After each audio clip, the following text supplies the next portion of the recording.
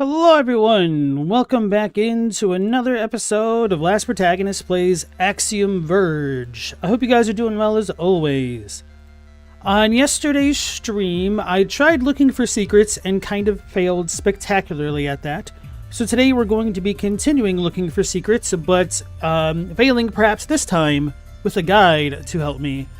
So at the very end of yesterday's stream, I resorted to looking at the guide to find the secrets to get to the place that I knew of but didn't know how to access.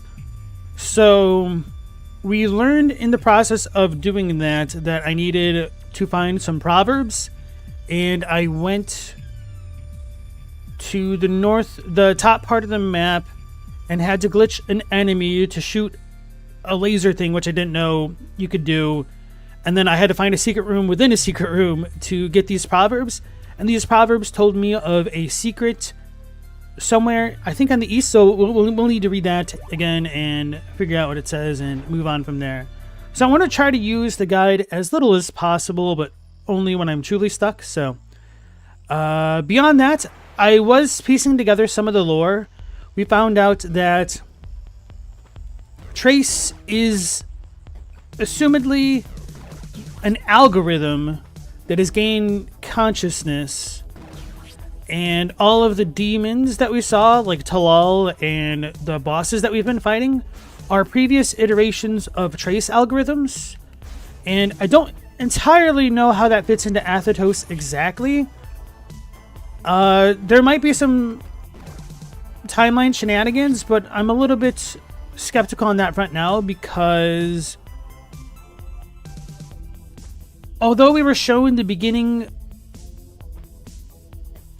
cutscene and the accident we heard about, that could have happened to Athetos, and we could essentially just be like the 10th plus iteration of a Trace/Athetos clone that is an algorithm of sorts. And so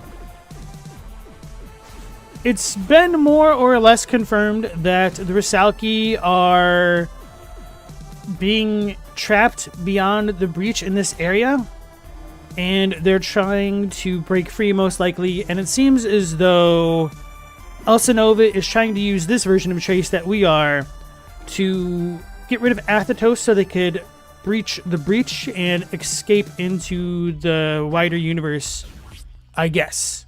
So we learned that once the Sudrins trapped in the Rusalki, that they made a deal with the Rusalkans, or Rusalki, I guess, and it seems as though part of the terms of that agreement were for the Rusalki to gain control or access to some or all of the egg cloner thingies. So that might be why we've come to be as we are now, and the backstory. So that is all my current working theory. There could be parts that I don't fully understand or might not have all the pieces put together properly, so keep that all in mind. Anyway, welcome back in, Asenex. I'm doing pretty okay. How about yourself? Let's look at our map. Oh yeah, before the map.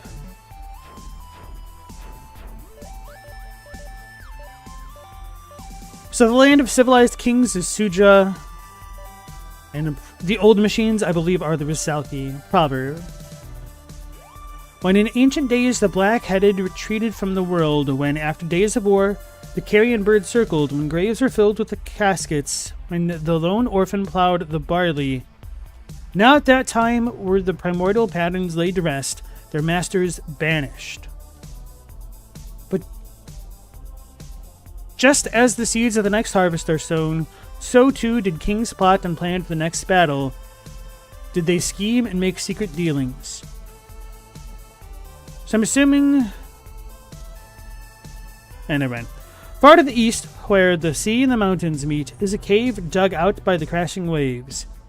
Here the kings conspired and set aside the greatest of all of primordial fires, Dinger's Gizbar. With its name as the key, it lays in wait until that day when the next masters of patterns again reap the harvest. So I'm assuming the patterns refers to the breach and the sea and stuff. So let's double check to see that I did input that password, Dinger Gizbar. Seems like we're good. I think we're good here on our codes.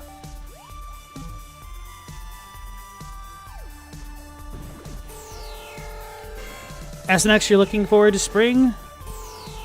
Warmth, beautiful, non-snowy warmth.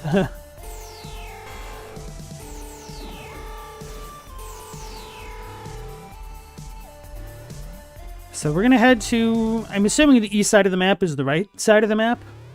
Or else I need to figure out where the sea and the mountains meet. But to me, the Land of the Kings feels like where we got the super upgrade for our coat jacket thing.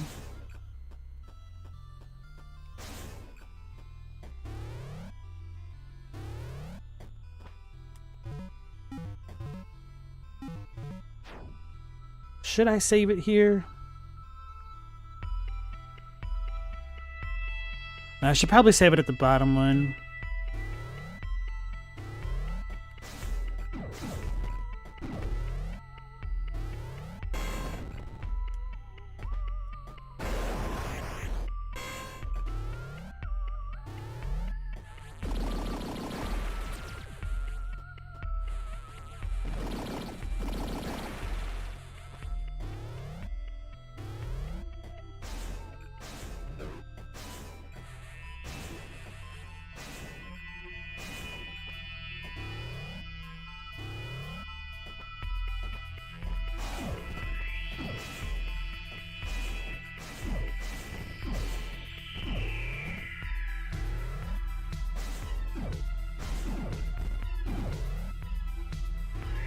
Traversal definitely has become interesting in this game. Going through walls is a very different dynamic than most Metroidvanias I've played.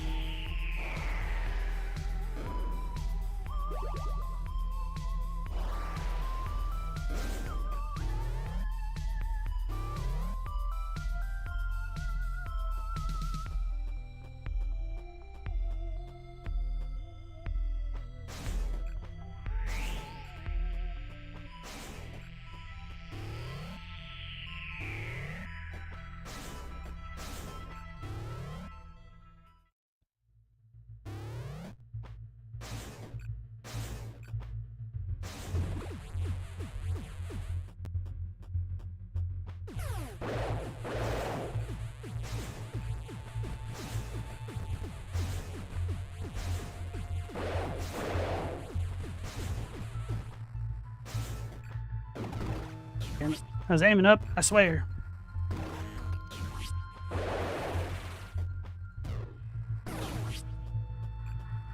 Even without traditional warps, the map seems to be easy to get around now that you've got all these tools. It would be a little bit more annoying without some traversal, because a lot of the enemies do get in the way. But having the teleport on the drone is also pretty cool. It's an interesting spin on things.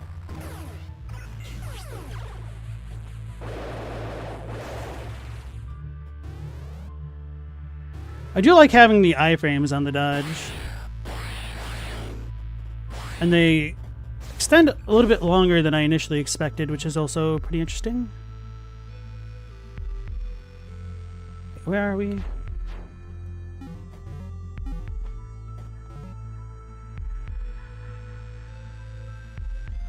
Eden? Okay, it is this spot. So I'm assuming it's somewhere to the right or the very end of this area.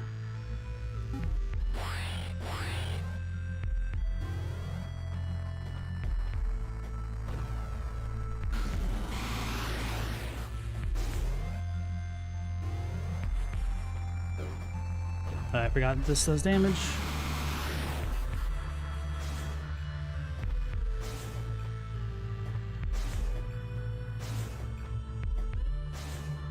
Wonder if it's around here.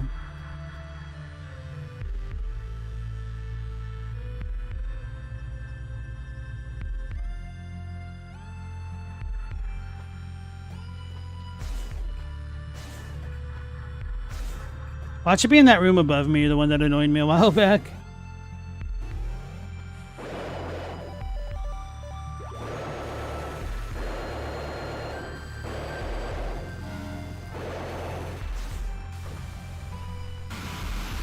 Hey, Without Horns, how's it going?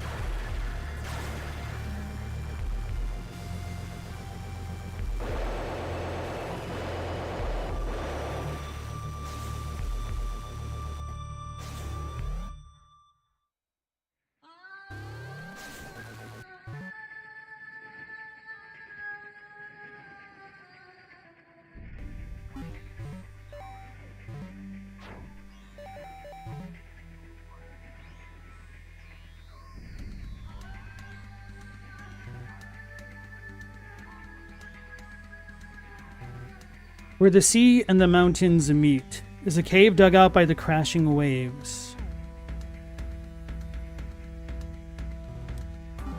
I wonder if I need to activate the secret in a specific room. Oh, I should also look up what the Judas Iscariot password's about.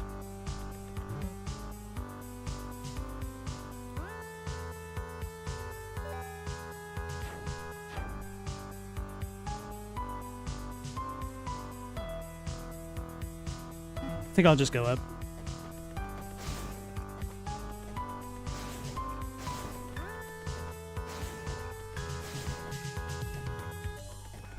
You know, it'll probably be in that room, because that room is this way, isn't it?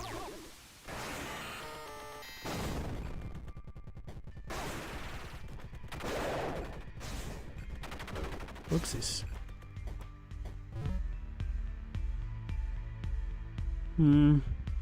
I guess I'll go this way.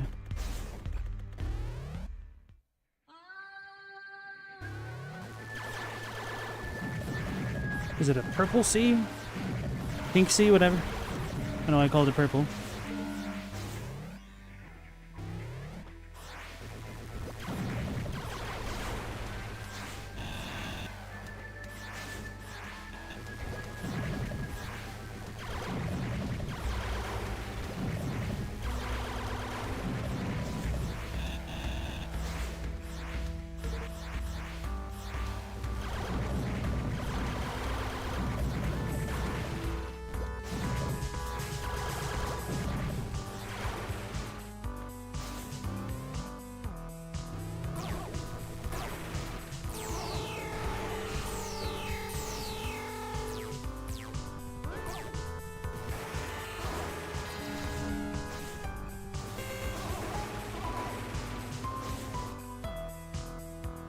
There's nothing above here.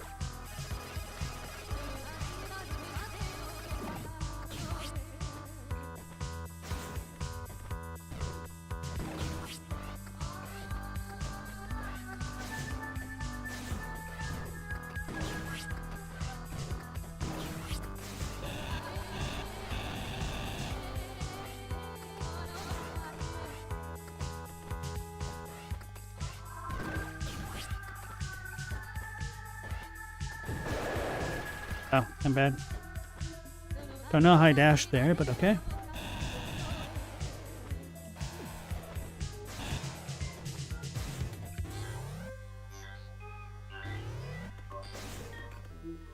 Oh, I'm gonna probably have to remember that we can go down through some blocks that I wasn't expecting.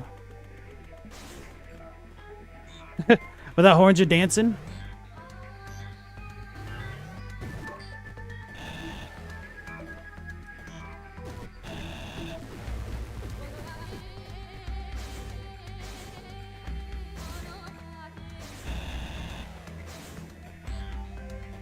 Ultrahaska got.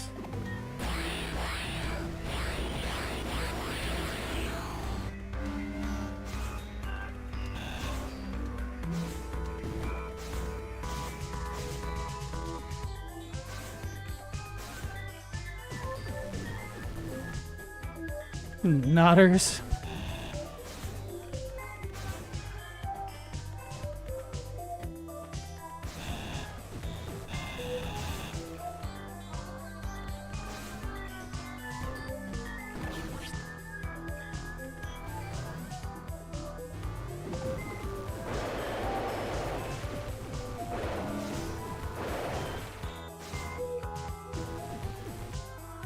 This goes back into the boss room.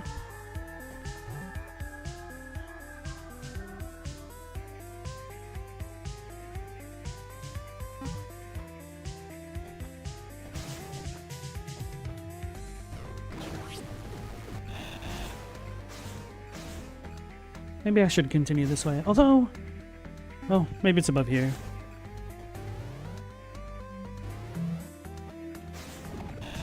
There's a sea here.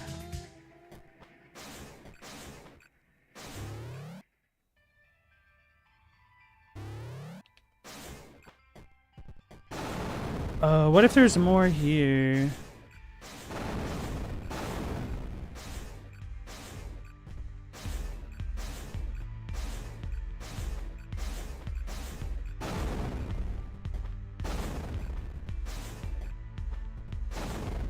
Well, if there was, it would need to go up, wouldn't it?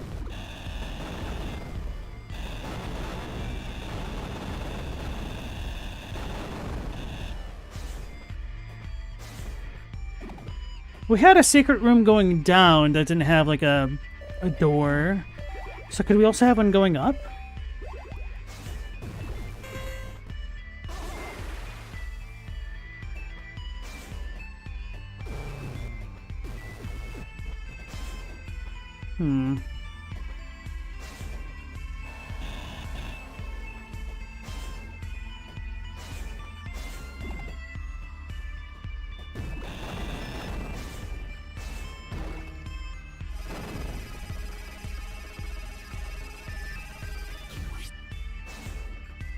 Wait a second. No. Okay. Thought that one block looked like it could have been an empty spot. The one all the way down at the bottom there.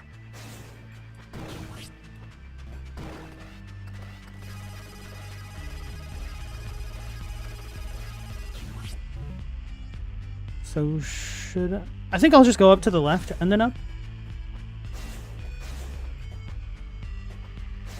So that way I can check out this area on the way to the far right area.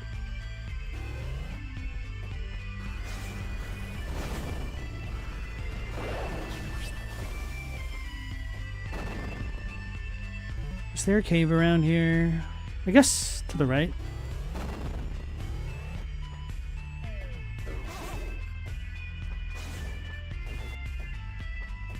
I wonder if the drones are based off of those things. They look kind of similar. Maybe there's only so much you could do with the sprite work for something that small and crittery.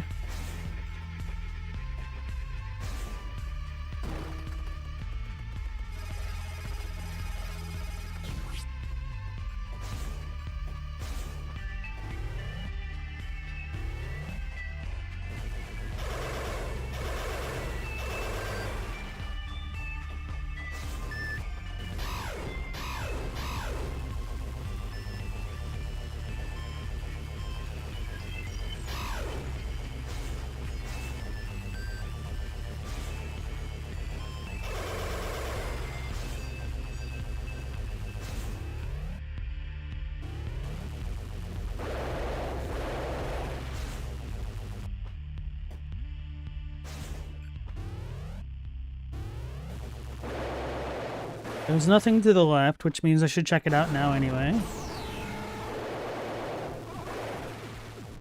Do I need to make these things blow up anything? Ah.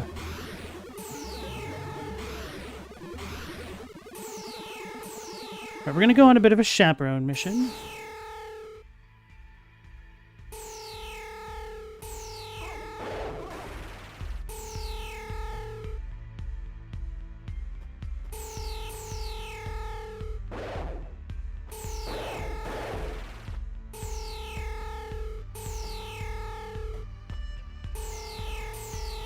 even if they did break anything, there's nowhere they could go in these two rooms. I think.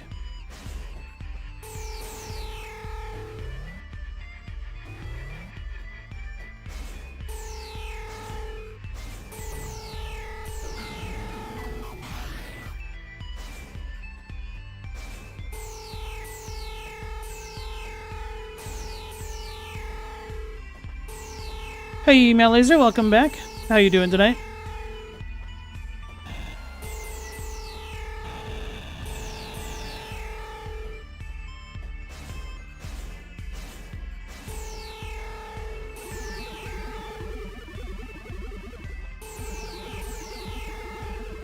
Just wondering if we could make the blood vial thingies disappear.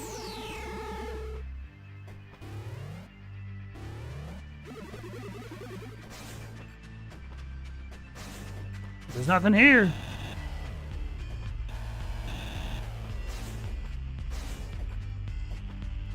Disappointment.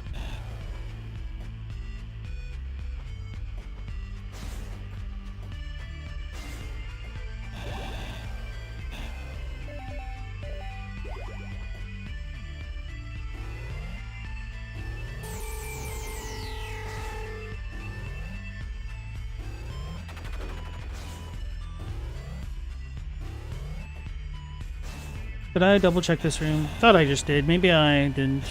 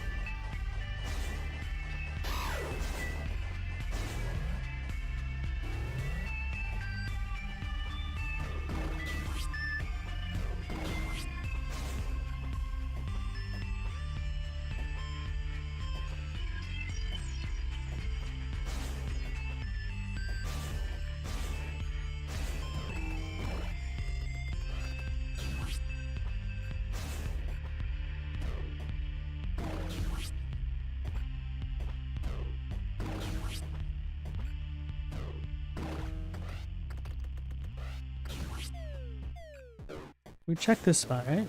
No? Maybe? As much as we could.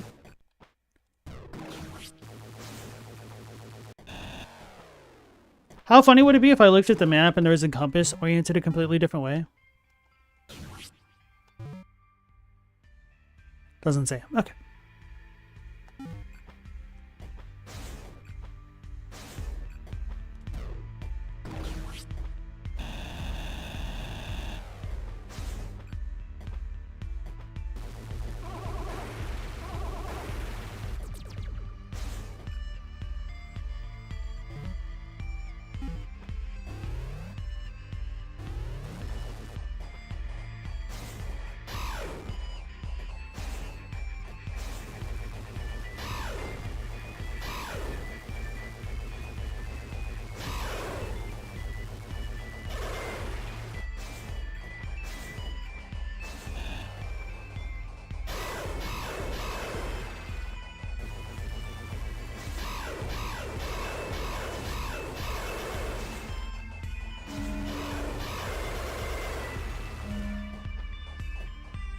Alright, I'm gonna assume there's nothing else here because all the other spots are joined by different rooms. Or conjoined? Adjoined? Guess they're not conjoined because they'd be connected, right?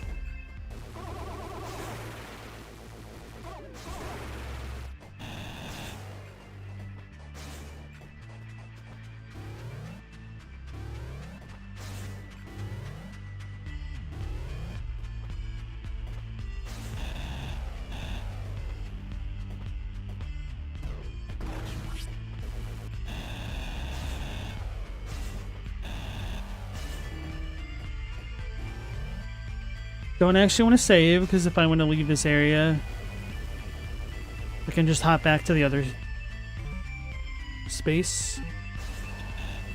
Hey, Robbie, how you doing? Welcome back. Oh, maybe there was more with this, the pyramid. No. Unless... No, I don't think that's a gap. Even if it was, I couldn't get there.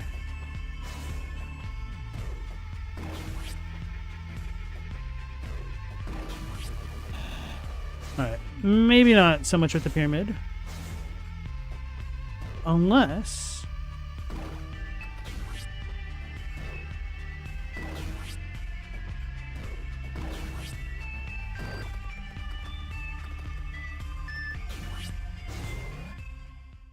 Hey, Stella and Ufer, welcome back in. How are you all tonight? Oh no!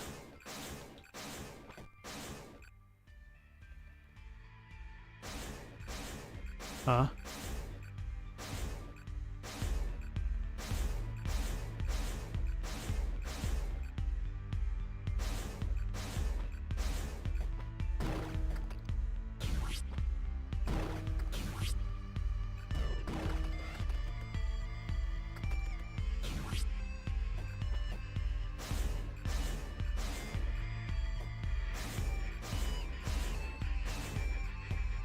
Can't make it into those.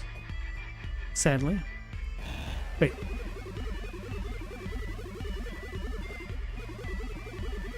Right, nothing.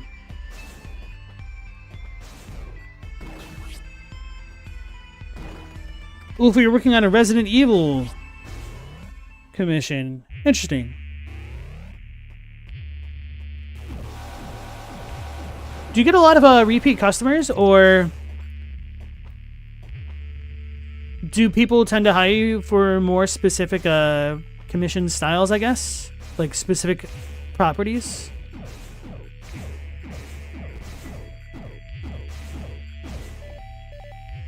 Shouldn't need to fight these guys.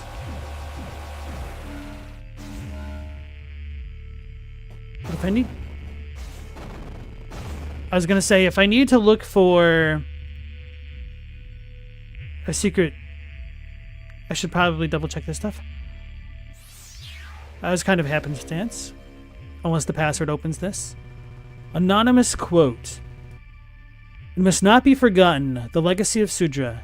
In those far remote days, it was a time of war, of battles between angry demons and angry men, when roaring storms of fire and darkness were cast like stones between combatants. It was not until the sky ocean was torn asunder, the last crop turned to dust, the last brick of the last home shattered, and the last warrior and the last demon lay dying, that the people understood their sin. And so the arms of the apocalypse were sealed, the masters of patterns castrated, the old machines returned to slumber. The legacy of Sudra is atonement. It is reparation of the sea and the stars. It is the suffering that brings our salvation. So if they're fighting demons, I'm guessing, emphasis on guessing, that Trace may have been trying to stop the Sudrans from unleashing the Rusalki, and they'd forgotten their original mission to keep the Rusalki contained. And then when Trace showed up, that kind of opened their eyes to the outside world, so to speak. And he's like, oh wait, no, we actually need to stop them.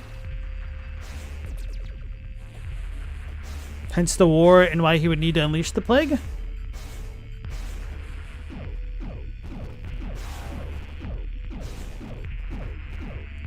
Because even Athatos still seems to be against the Rusalki.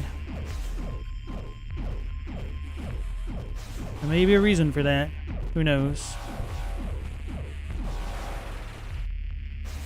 Well, for nowadays, it's mostly repeat customers. It's definitely good that you have a steady stream of commissions then.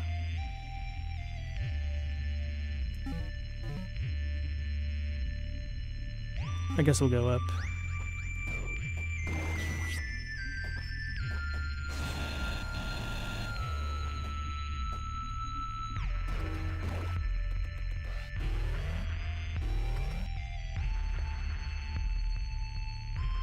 It just depends on whatever fandoms they're in right now. Give the people what they want. Well, Athatos does say kill. True.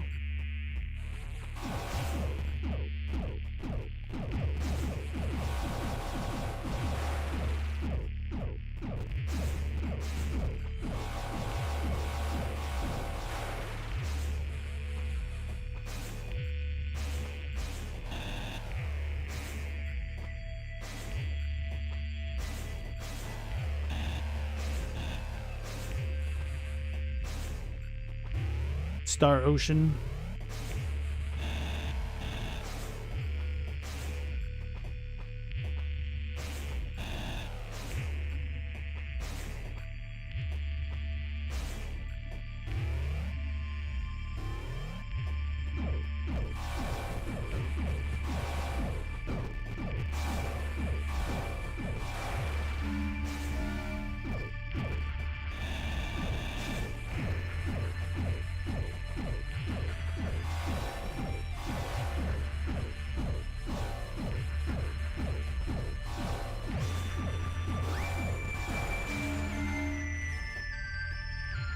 Maybe humans were the demons? Well, we know that Trace becomes the Talal guys. The little boss demon things that we find.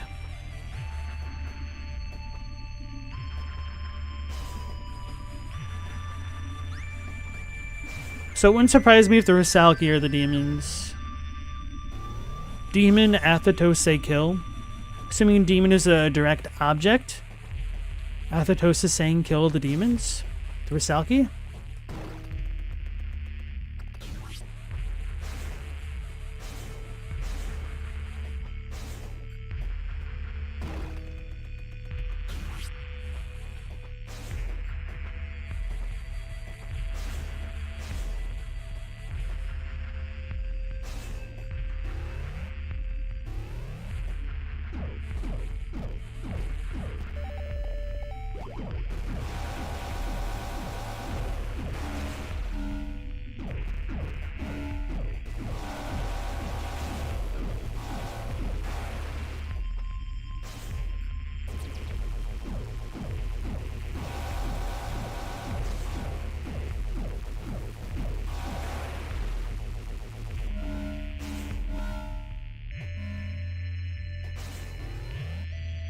Isn't a demon a thing in programming as well? Really? I have no idea. I know there's debugging and bugs. Are bugs demons? Arguably.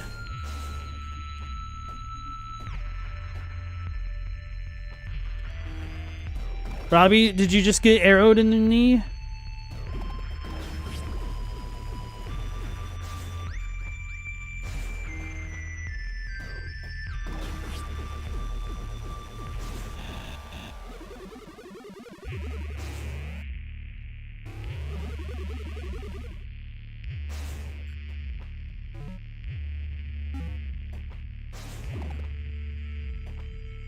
So this is the rock room.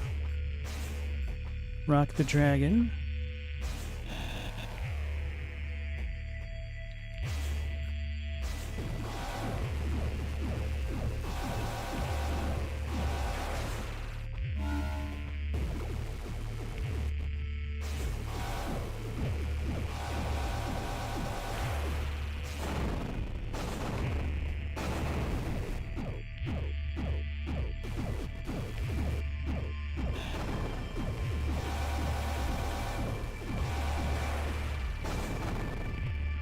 Without horns, you know so little about programming, you're not sure? If it is a thing, I wonder if it's so specific. That's why I haven't heard of it. Not that I know virtually anything about programming, mind.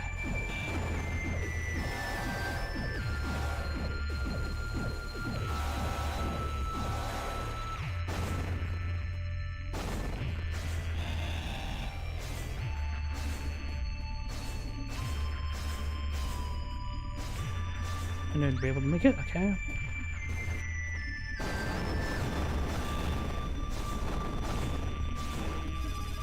Try this.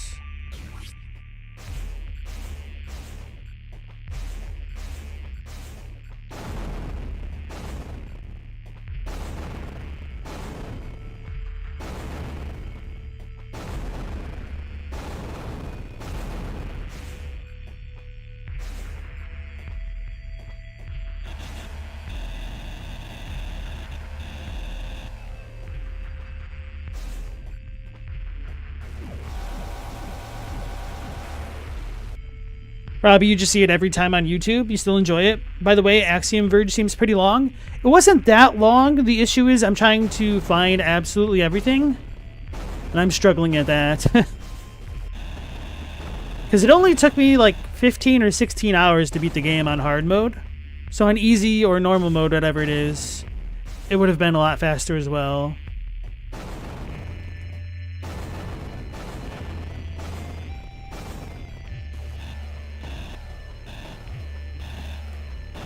But I guess after playing Baldur's Gate 3, a lot of games seem short in comparison.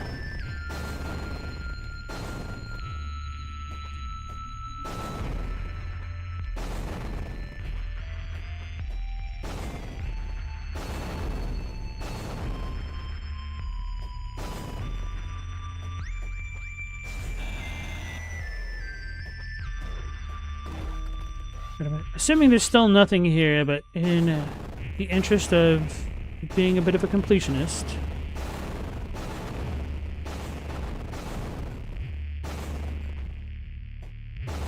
Speaking of completionists, I wonder if Gerard the Completionist is still scamming or making content.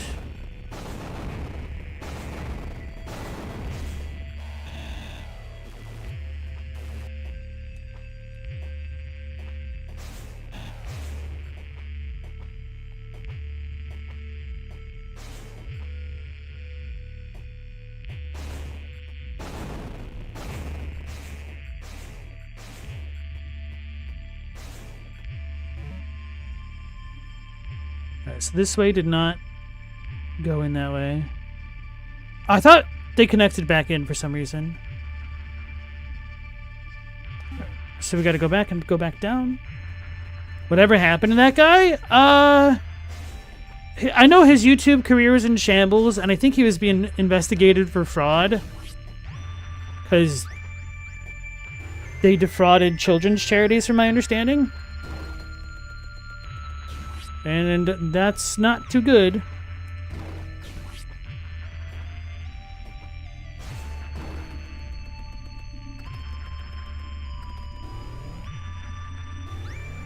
Still no idea who that is? Good. Daemon is a program that runs as a background process rather than being under the direct control of an interactive user. Okay, so it's like a virus-style program. Or rather, like your Windows processes, for the most part. Without horns, no idea if that's relevant. Lots of comparisons between reality and programs in this game. Yeah.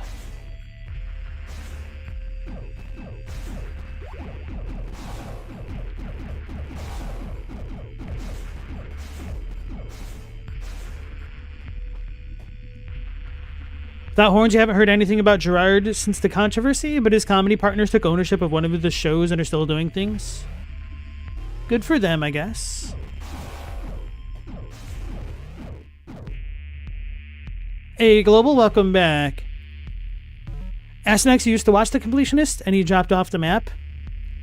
He was a YouTuber that did games at 100% with it took X hours, Y, insert items, and a whole lot of food, drinks, whatever.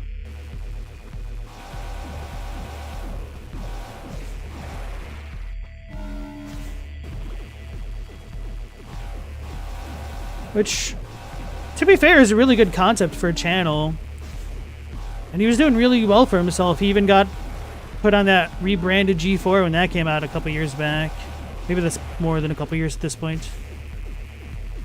Then that was a bit of a train wreck, wasn't it? Just sad, because I liked G4 growing up a lot.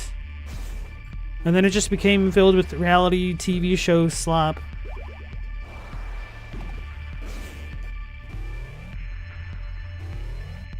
Email servers have a ton of daemon processes running. Makes sense.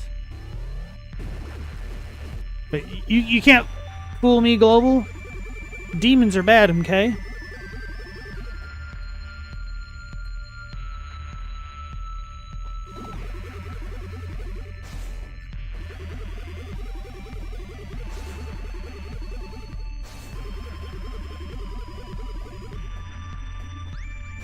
Oops.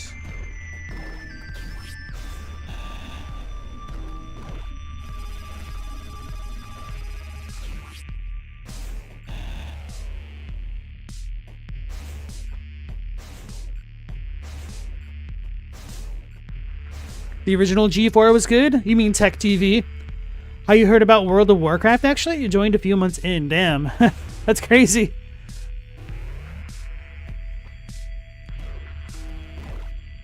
Oh, wait, wasn't it also something before Tech TV was a thing?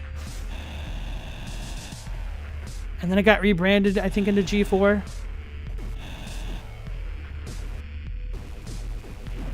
Then after a while, it became indistinguishable from Spike TV. In a bad way. Yeah, I used to really like X-Play back in the day. Learned about a lot of games that I wouldn't have otherwise that I always wanted to try.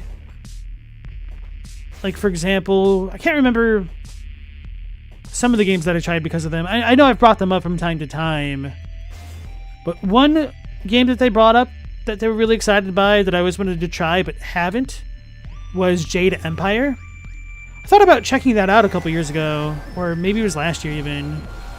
But then, apparently, I heard that it didn't age very well, which is pretty disappointing. So I didn't look into it further.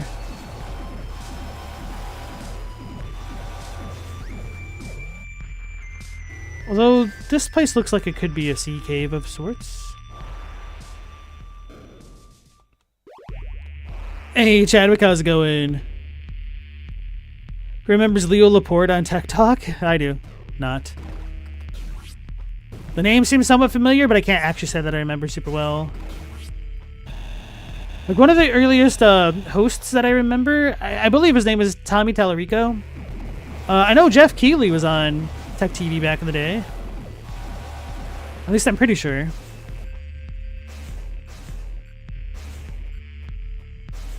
Then, of course, the X-Play hosts, Adam Sessler and Morgan Webb.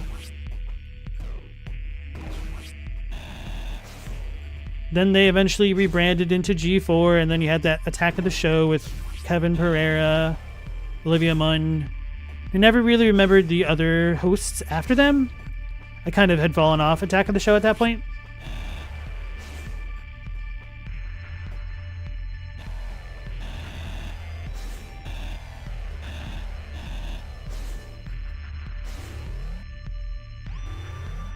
Stella, X-Play's how you learn about Okami and Eternal Darkness. Yeah, man, X-Play covered some really good stuff back in the day. Of course, the media landscape was very different then. There'd be no way for an X-Play to kind of survive today. It would just be essentially a number of small YouTube channels collaborating, I guess. Which is kind of what G4 was for a while. I don't know. Just didn't quite hit the same. Yeah, Jade Empire was a martial arts RPG. Like, set in, I think, a fake ancient China. And it was kind of like Knights of the Old Republic, but Chinese kung fu themed. It was kind of the vibe that I got. Like, it got a lot of praise back in the day. I think I checked this spot already. Might be wrong.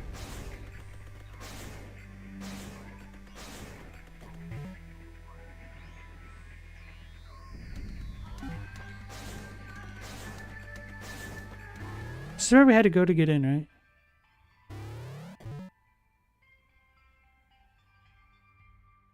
right?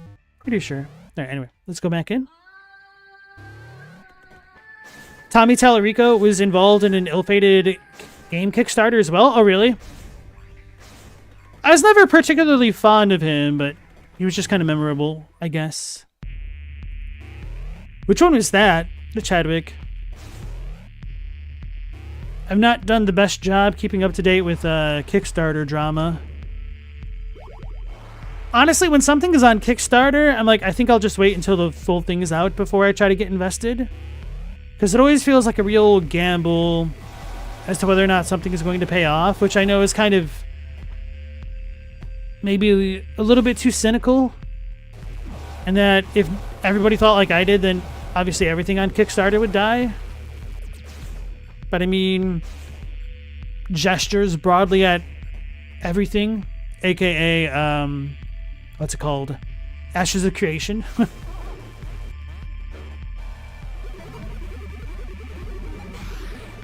I'm cultivating my own Jade Empire, so to speak. Or jaded Empire, as it were.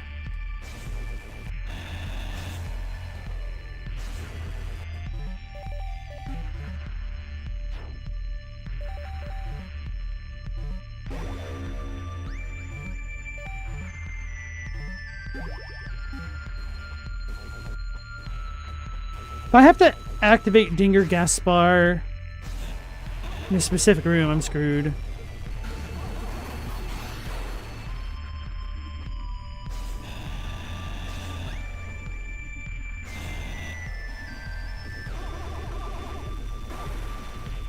After this room, I might try to look it up again.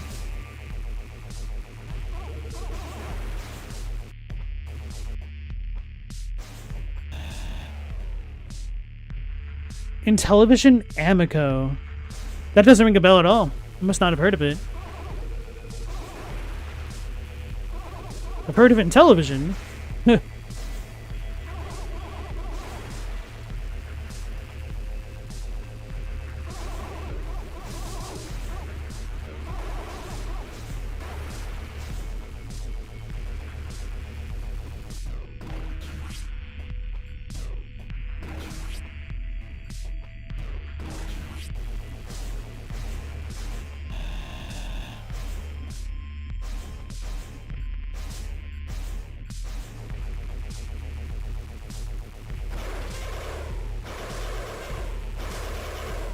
Kickstarter is a great place to get tarot cards. Is it a joke, or do you actually mean that legitimately? Is it better than a place like Etsy or Pinterest or something?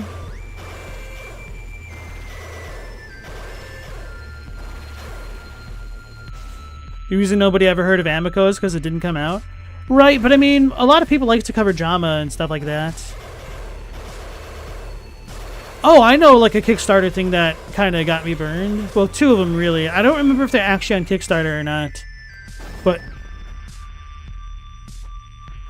I swear I've tried that before.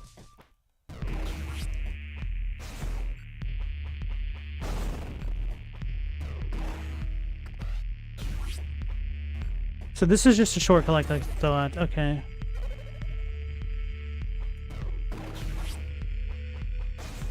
Or not? Hold on. It's a secret! Health node fragment. Ah.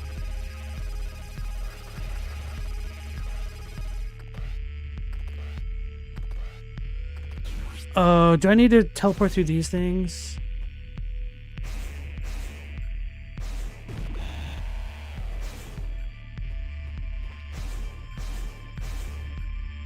Anyway, I don't remember if I said it all. The mighty number 9 kind of got me burned, as well as the cube world. Although, to be fair, the cube world situation was kind of on me. The game vision that the developers had was different from what I was envisioning. And it's pretty obvious that the devs are trying to go for something else, but I think everybody in the community that was kind of fundraising them beforehand kind of also came at it with the same perspective I did. We just kind of wanted something other than what they were trying to deliver. So I'm not too mad about that one. It's just, I guess, a little bit disappointing.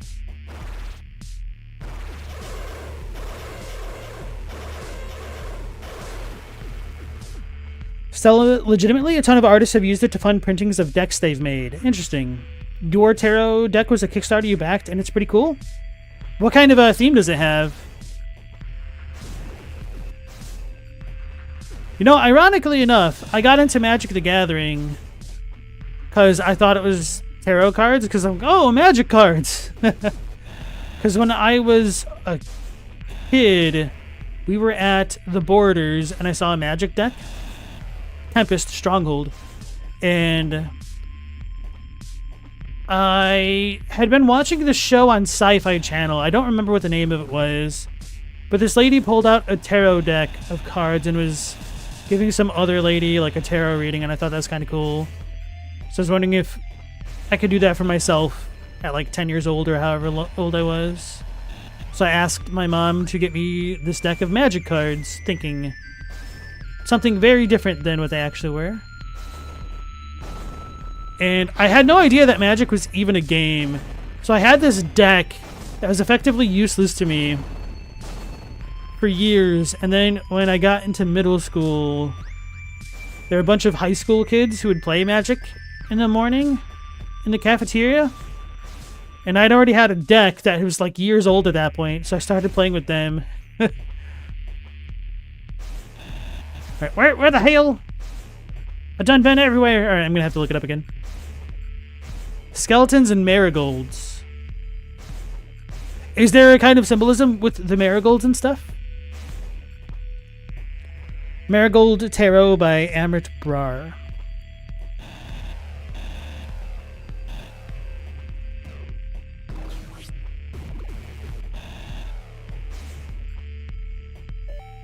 Right, let me try to pull up a guide. What's this one called?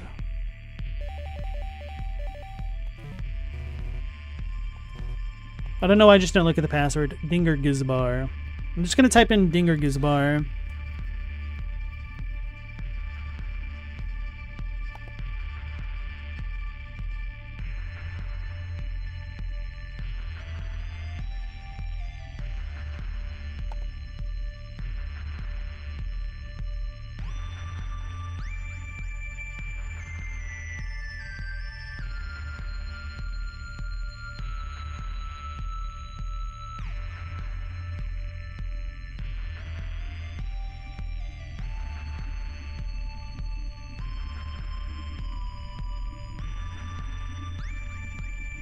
It's notable, however, that the note says this cave is far to the east, while the room containing the flamethrower is on the far west side of the map. Ugh. This could imply that the Sudran civilization was founded on another area of Sudra, which is inaccessible in-game. So I'm assuming this goes directly to the flamethrower then, the room that I already know of. Alright, let's look up this Marigold Tarot.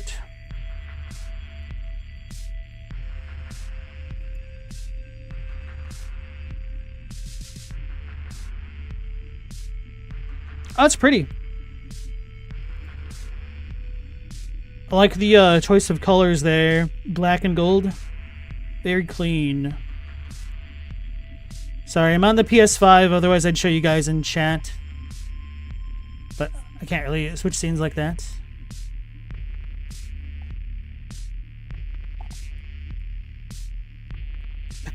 Death on a unicycle?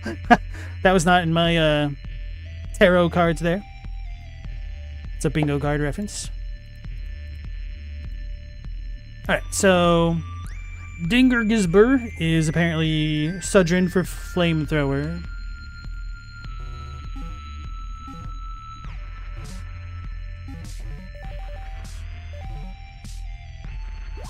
If only I hadn't been saving to heal.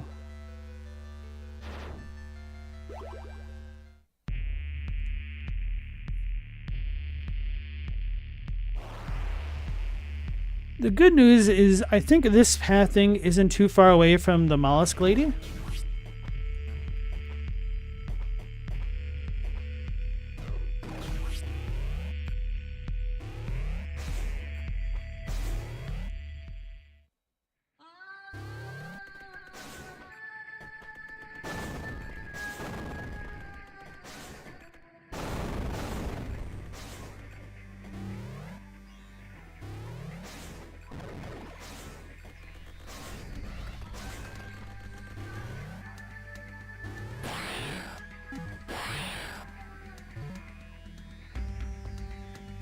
Nah, it's still kind of far away. Just guess I hold left.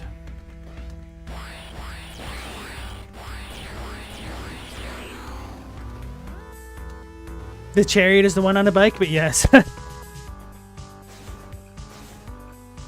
Yeah, I was just closing out of the window when I saw that, and I was like, hold on, I need to look at this one a little bit closer.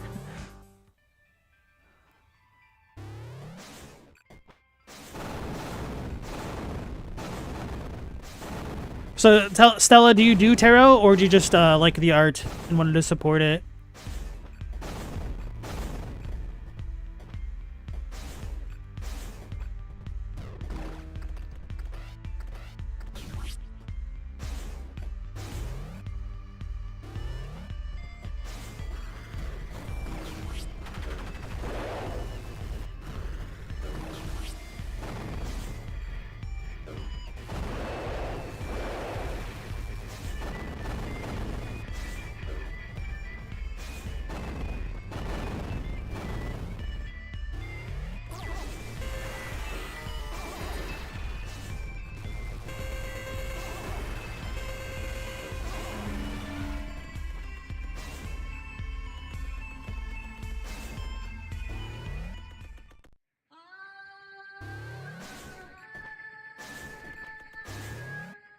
You're awful at tarot? You mostly like the art? Fair enough.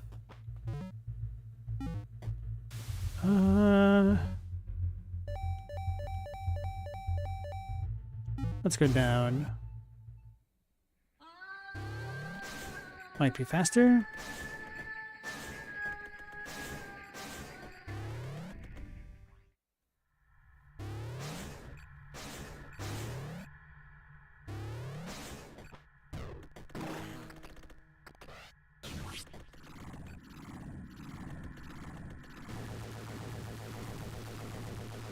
I would say that if there's a secret in this room, it will continue to elude me for quite a while, I think. No, that way.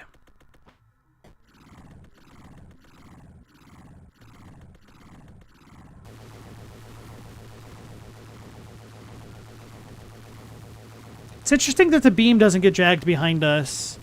It's kind of interesting attention to detail then, because it's not a projectile. We're not outpacing the projectile speed.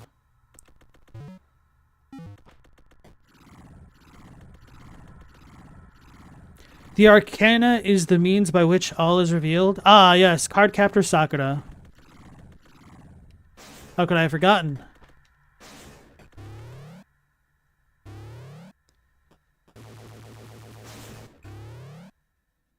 Meow, you can never win the hand in tarot. My condolences. Wait, there's an actual tarot card game? I thought y'all was just memeing.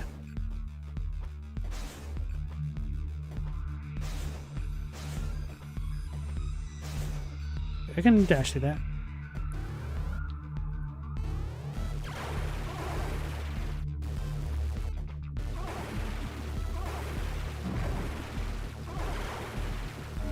I wonder if the music in Axiom Verge 2 slaps just as hard as the soundtrack does. It's a green guy!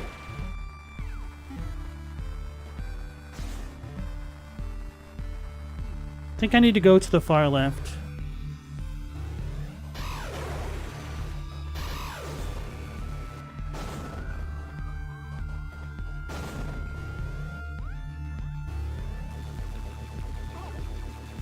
It was Persona 3, but close enough. Sorry. Was I joking a little bit too dryly?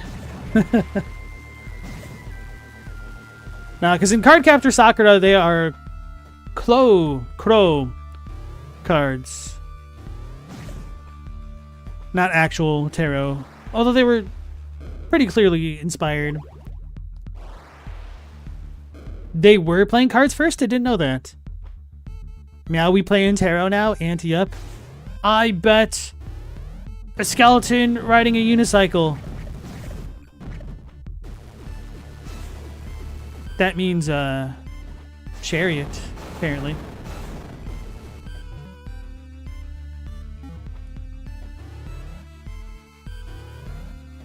Normal playing cards descend from tarot? I don't think that's true, but I also don't know enough to dispute it. Because I feel like I've looked up the Wikipedia page for cards. Don't recall tarot showing up, but who knows? I have no idea how long ago that was at this point. And to be fair, Wikipedia may not have had everything relevant to the topic at hand on its page, despite being Wikipedia.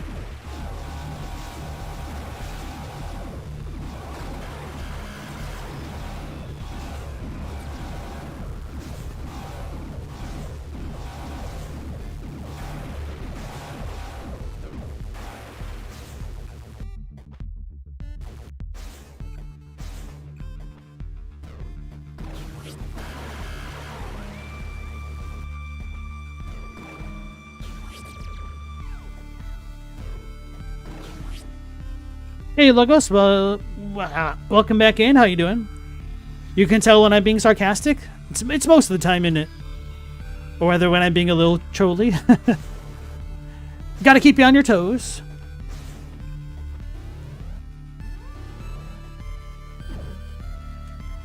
So do we pronounce this like the Greek way or not? Pentacles, pentacles equals diamonds.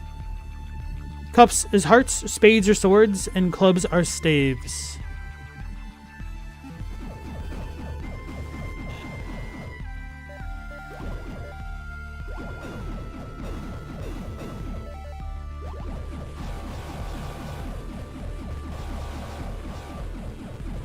Wait, do I need to bring one of these dudes in with me? I hope not.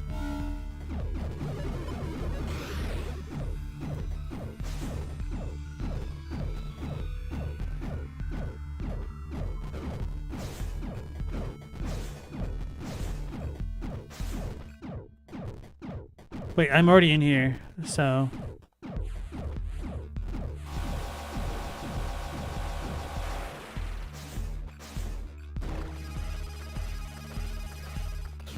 Let's activate the password again.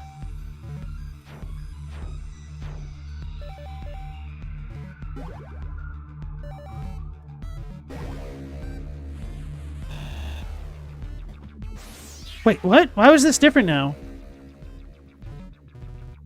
Maybe I could have teleported into this beforehand. Fires a stream of flame. Oh god, what am I? I'm tripping so bad. For some reason, I saw the analog stick. I'm like, oh yeah, I need to Hadouken it. Or is this more like Tatsumaki? With the select input thing.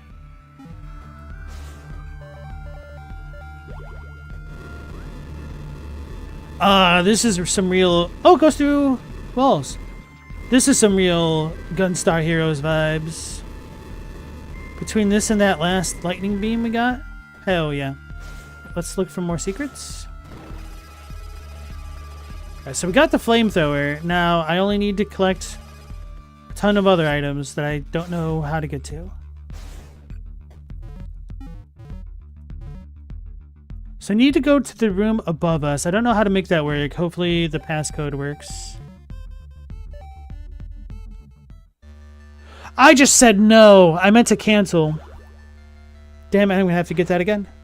Well, I guess this will allow me to double check the state of the room when I walk into it. Never underestimate the human ability to turn anything into a form of fortune telling. I mean, tea leaves, bones, dice.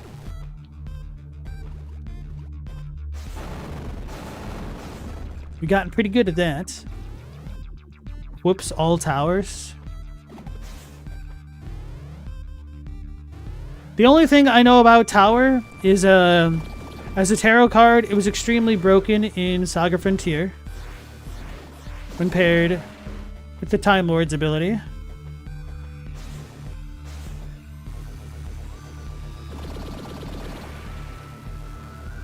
What a fun, silly little game that was. And is.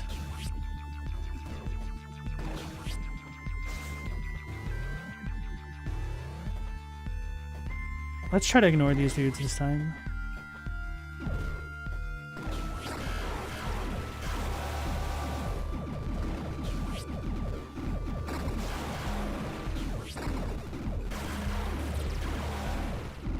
So much for that plan.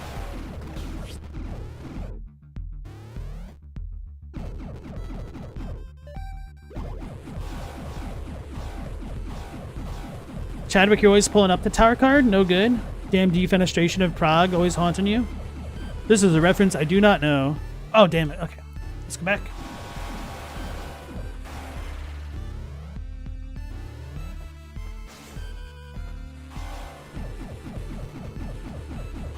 Defenestration is such a nice word.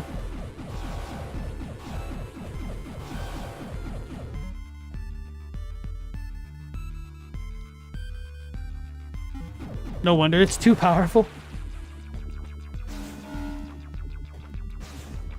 Oh wait, no, as soon as I type that in, These blocks got removed, huh?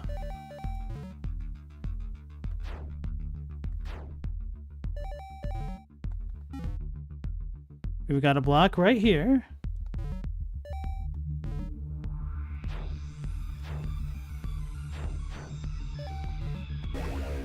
Now they're gone.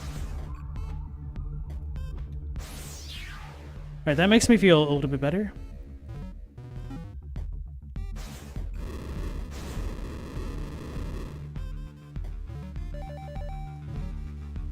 Alright, this time we save the progress and get to look at our item amount. 85 and 97%.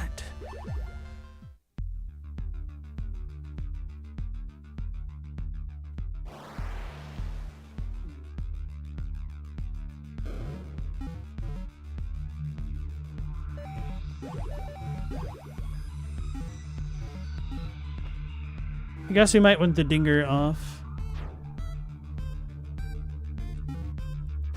I think there was something in this room above me that I couldn't get.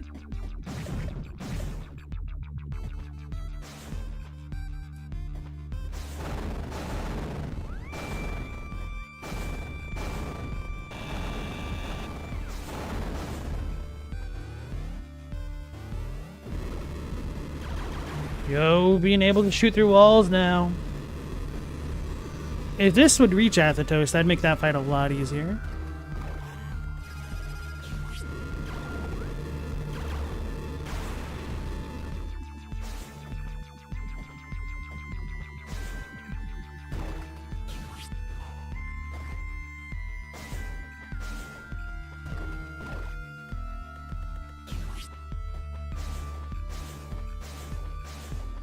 Pretty sure this works.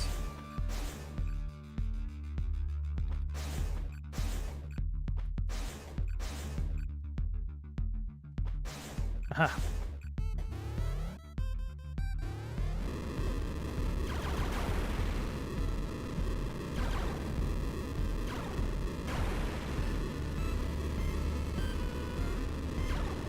Oh yeah, Meow, how did your drawing go?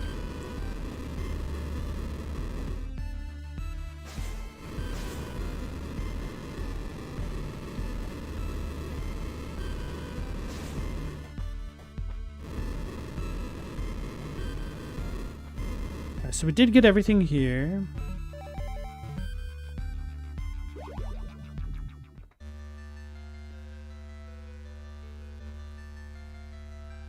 Alright guys, I will be right back. The Tomb of the Giants is a pretty scary area, especially on a first playthrough.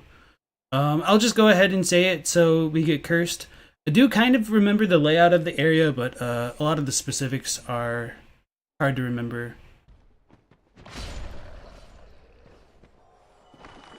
Byhander, and I think as we start to go down now we get shot at, or if we're not being shot at right now. Okay.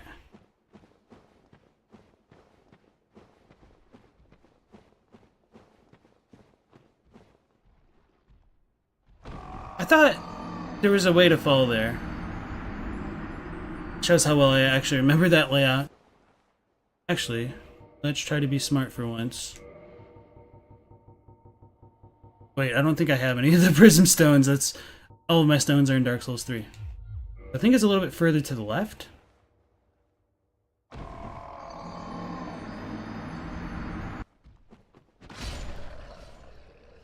Spamming the R2. We said we're gonna go about this normal style. It's actually going this way. And then we slide down here and make a right. Oh, it's this one, isn't it? That we just dropped down. Okay, okay, so I was misremembering where. So now we should be like right by the bonfire. It's like down there, yeah.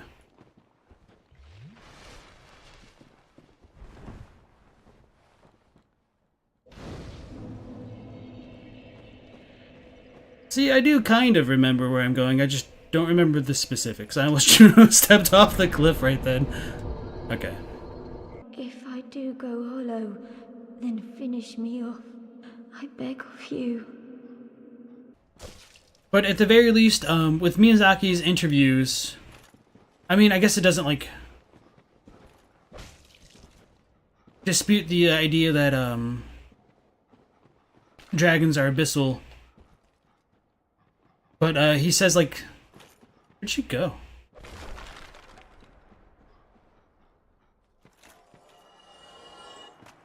She really just killed herself.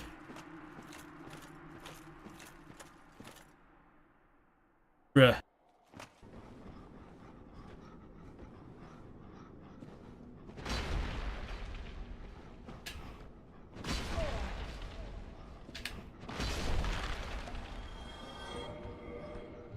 Oh, shnikes, the third one scared the crap out of me. I got by the HUD. Alright, so now we're out of here. Now we just have to deal with all the bone wheels, which have killed me a lot. So out of the frying pan into the fire, essentially. Can we do it? Can we do it? Can we do it? Damn it! Damn it, damn it, damn it, damn it, damn it, damn it. The goal was in sight. She's pretty OP. Yeah. Especially since melee is really garbage against the Moonlight Butterfly, and she's a caster, she'll probably do a lot of work.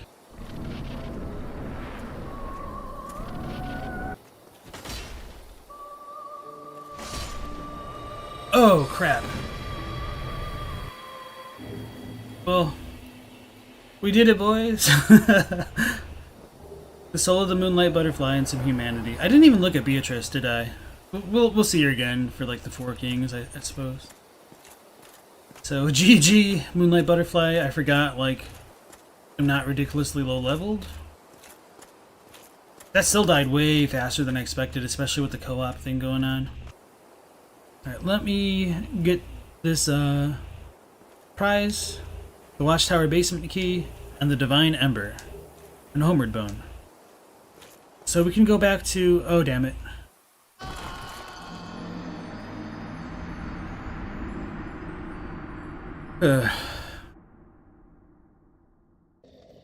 Damn Moonlight Butterfly.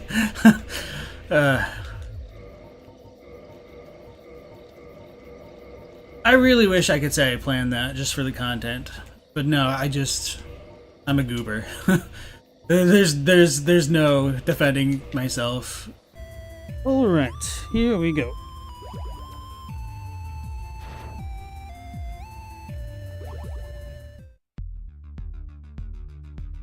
$85 and $97.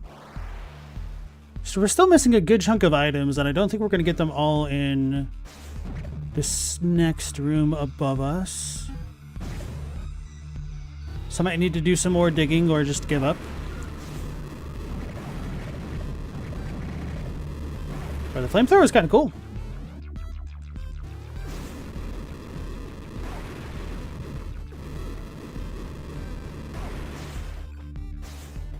Probably feels particularly strong just because of how many power upgrades we've gotten. Which honestly feels pretty respectable for hard difficulty. Like at the beginning of the game, things felt pretty tanky. Now, they don't, surprisingly, for the most part. Some enemies are still more problematic than others. But I do think the balance was pretty good in this game overall, with the caveat that it could have just been that much better had we been able to bind a dedicated dash button. Why did I come back here? Because I didn't pay enough attention to my map.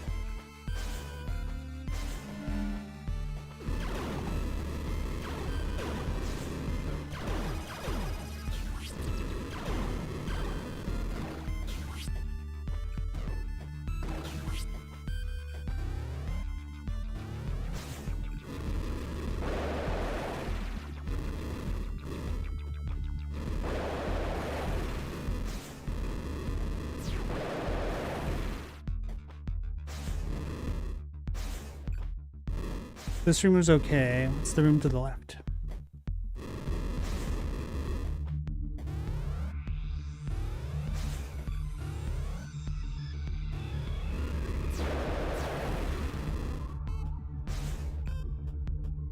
Oh no, do I need that guy? Wait, this can go through walls.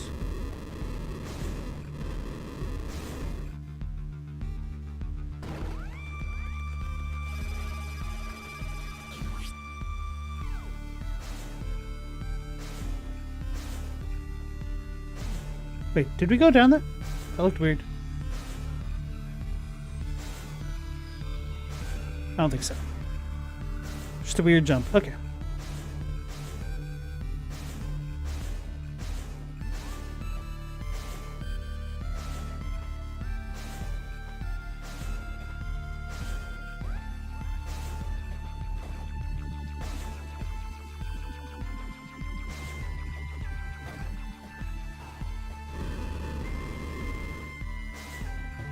Where is this? Aribu.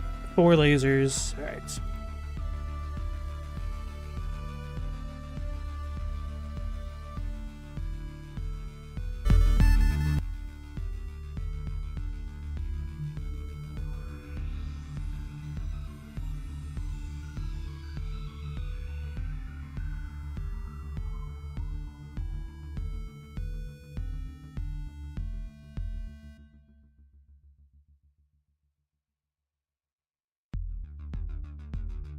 What is this dude doing in this room?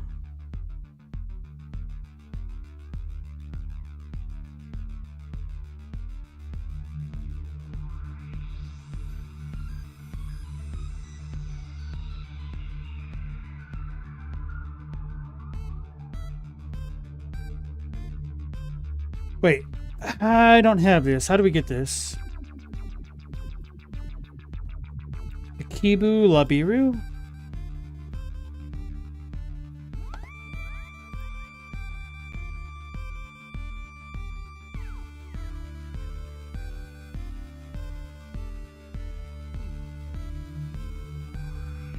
This code appears as the top line of the address disruptor's white garbage characters when you use it on the red column, written in Sudrin? What the hell? Hold on. It's written in Sudrin? Oh wait, we have the reveal Sudrin code?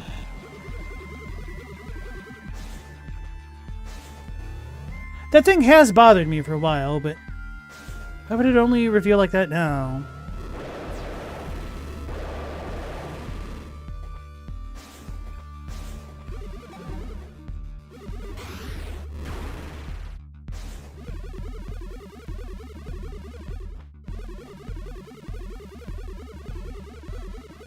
Yo, if I'm supposed to have out-ciphered this crap, there's no way.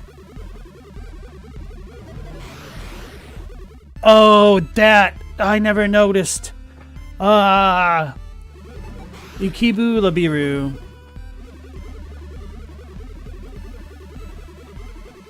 It's pretty rough. It did have a purpose. Very well. This was on me. That's pretty well hidden. I will give the kudos to the devs on that.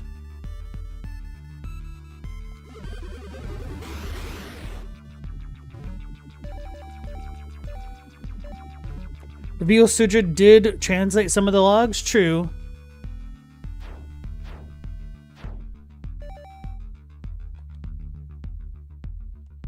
What was it?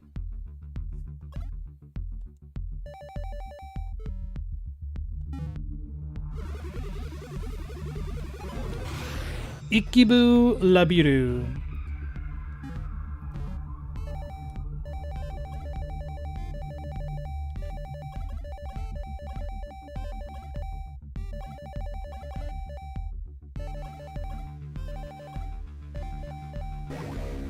Wow, wow, wow, wow. Alright.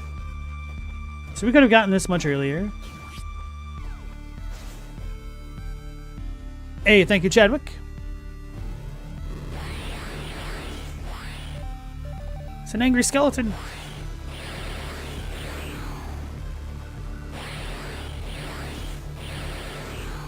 I'm assuming these are or were Sudrins.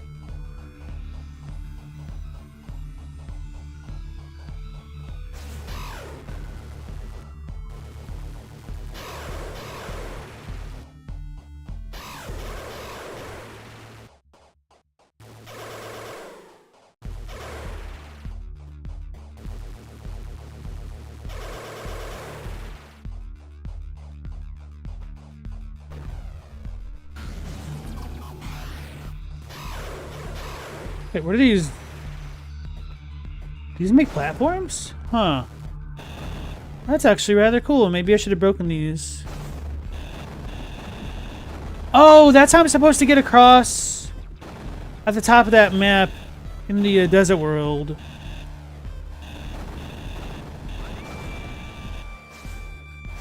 I glitched less enemies than I thought I glitched. Huh.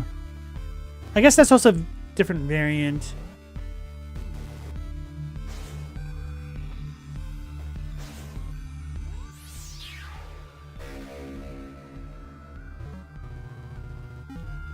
So we're missing 3 power nodes and like 5 health things.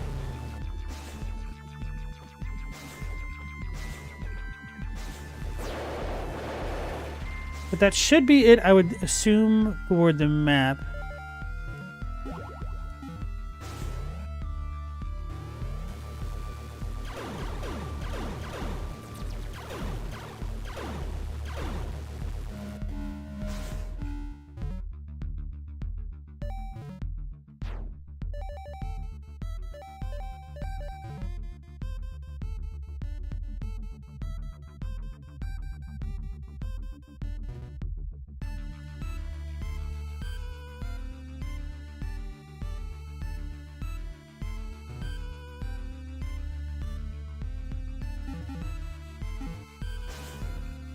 Don't know how any of this would help me get a good ending just yet, so I probably need to find more journal stuff.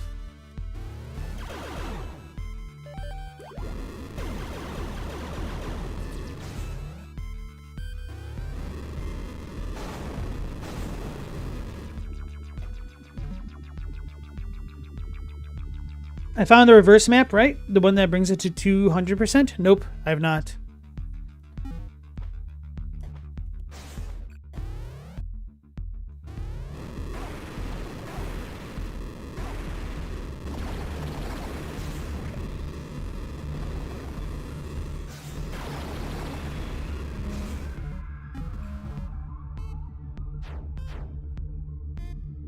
Oh yeah, that just goes up there. Okay.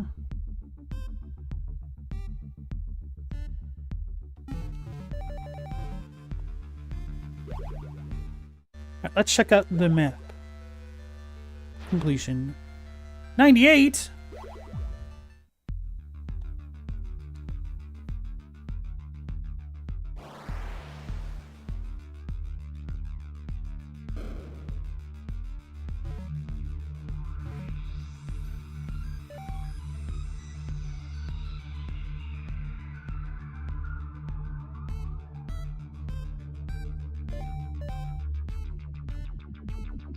Still feel like there should be something up there.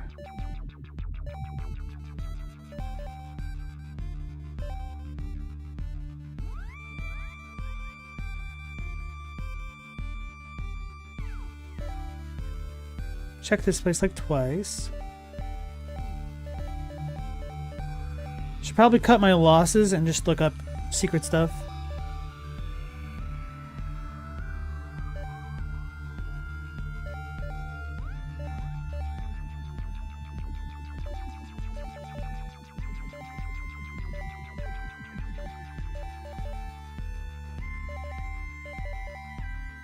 Okay, so we have more of the dots filled out this time around.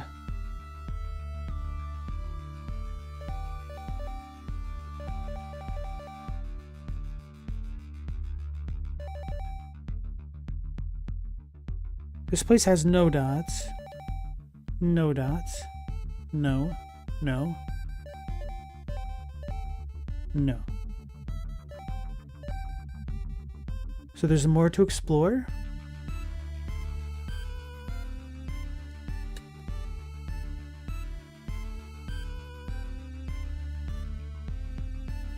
You can give a hint if I'm that desperate? Sure, go for it. It is a random seed thing? Okay, I was curious because I thought there was procedural generation, but then the more that I looked into it, it seemed like there wasn't as much procedural generation as I thought. So I'm curious what all is and isn't procedurally generated.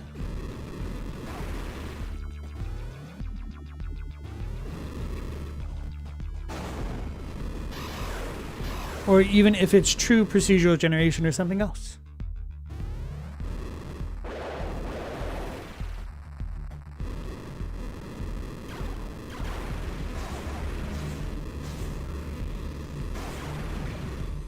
Hey, Mope Throne, I'm doing well. How about yourself? The game is a little bit slow going because I'm trying to find the secrets and things that I missed. But other than that, it's going pretty well.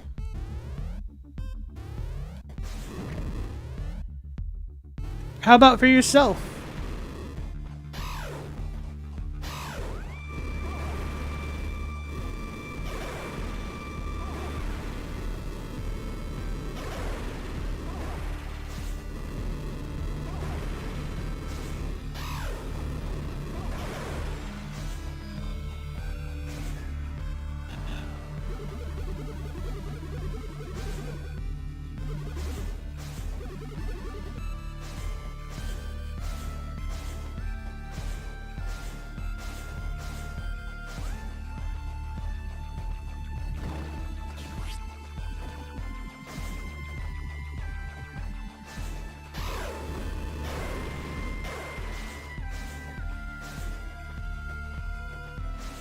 Finding them sneaky secrets? You're okay having the Sunday scaries? You know how it is? Wait, today's Monday! Actually, I don't know what the Sunday scaries are, if you could enlighten me. The breaches are seated? Where your HP bar acts weird, it's a glitch area? Wait, what are these? Are these letters important? Wait, what?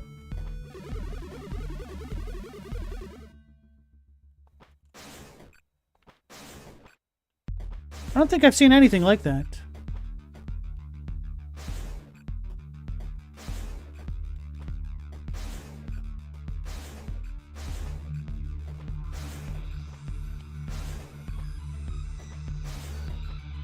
What is this?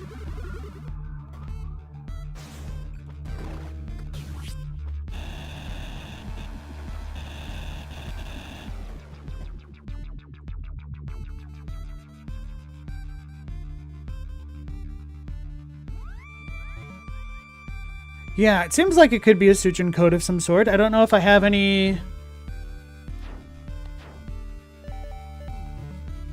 thing that shows me what that would mean, though.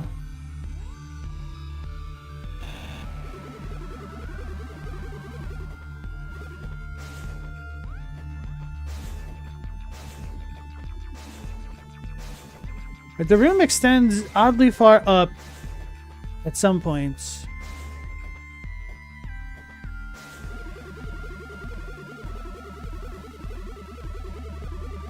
Maybe not. Okay, no. It's the concept of, damn, my weekend's almost over and you gotta do... Oh, okay. Do all your chores before the weekend's done. So Monday is effectively your Sunday then? Or if you're on a different side of the planet, your Tuesday is?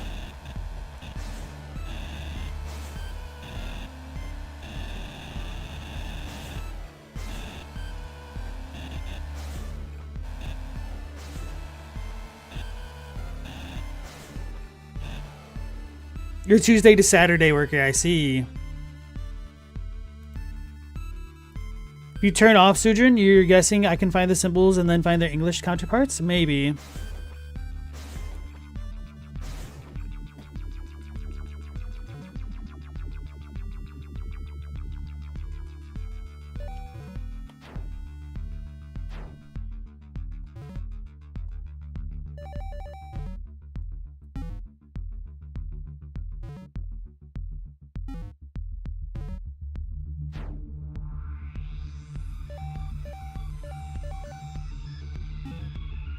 Oh, this is Vika.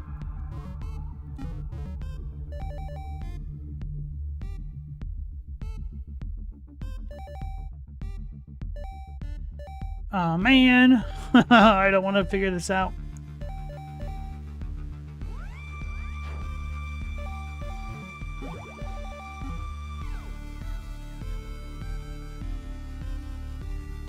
Let me take a screenshot of this.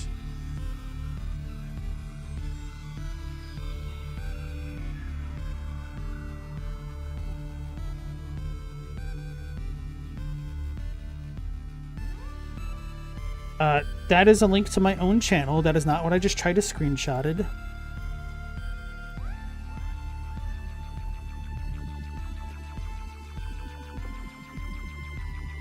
There we go. Oh no, there's multiple types of diamond looking like thingies.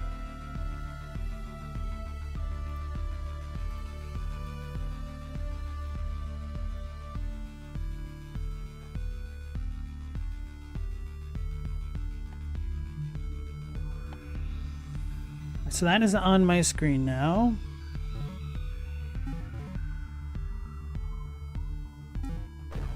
Whoops. Yes, I am indeed an Eriboo. I could look this up, but, you know, gotta figure it out myself. Wait, no, these are Sudgen? No, these are Viking.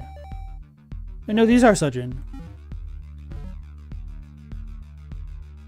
Okay, yeah. So green is robots.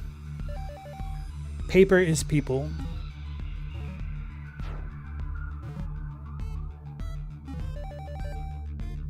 Wait, no, I was right. Wait, what? Wait, no.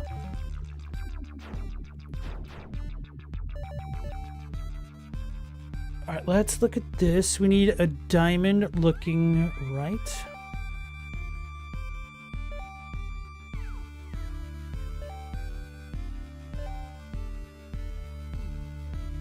Okay, so the final letter of the second to last word.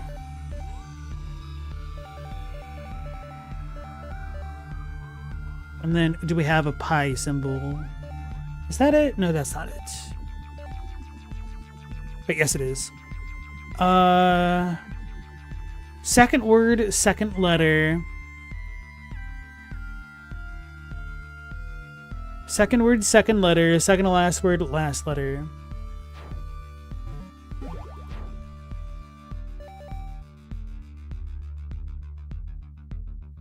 D-A. Let me try to write this crap down. Assuming that is the same. 3, 4, 2. 3, 4, 2.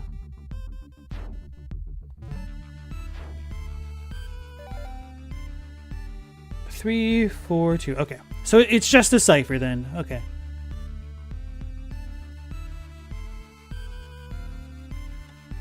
So let's look back at the original. D-A. So we have L. D-A-L.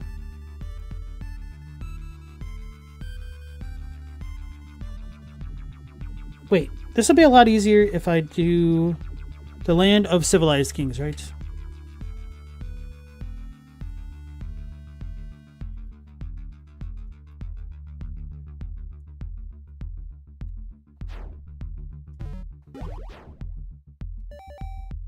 Okay.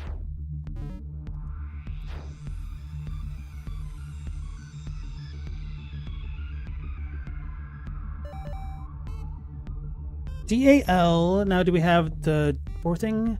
K. I'm typing it into chat, but you guys can't see it because I'm not hitting enter. D-A-L-K. Triangle or square. H.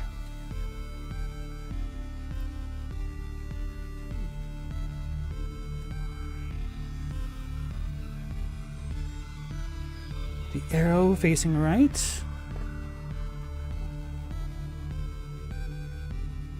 We don't have that on this.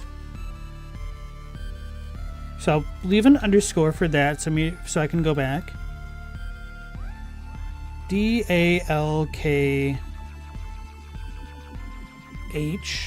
blank.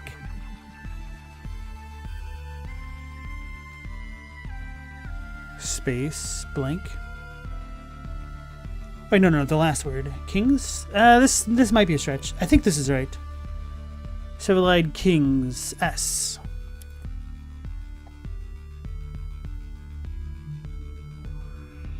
I need the right arrow again. Blank.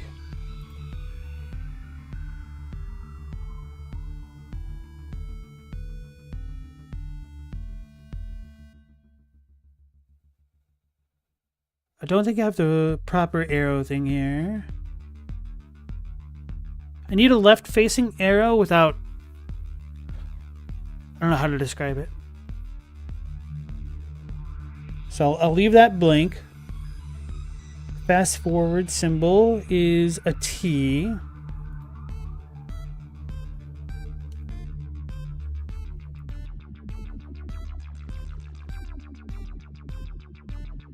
Right arrow again, which is a blank. And some weird Dratini Loch Ness monster looking thing, which I don't see here.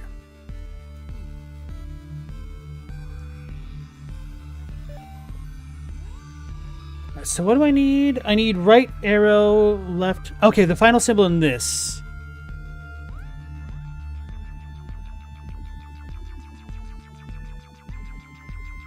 Let's look for others. Okay, I see the Dratini looking like thing in this one. Let's do Dratini. 1, 2, 3, 4. And then right arrow would be his second.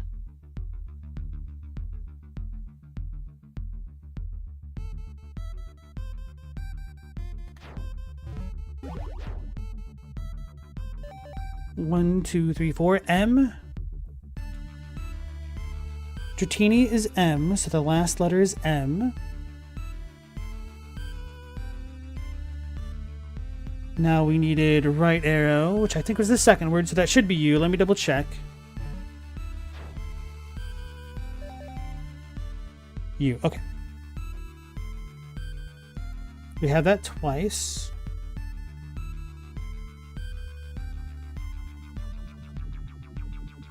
So now I need, okay, no, we have that one there. That arrow that's looking all the way to the left, which was the last letter of this one. B. Dalku subtum. Yo, if this works out.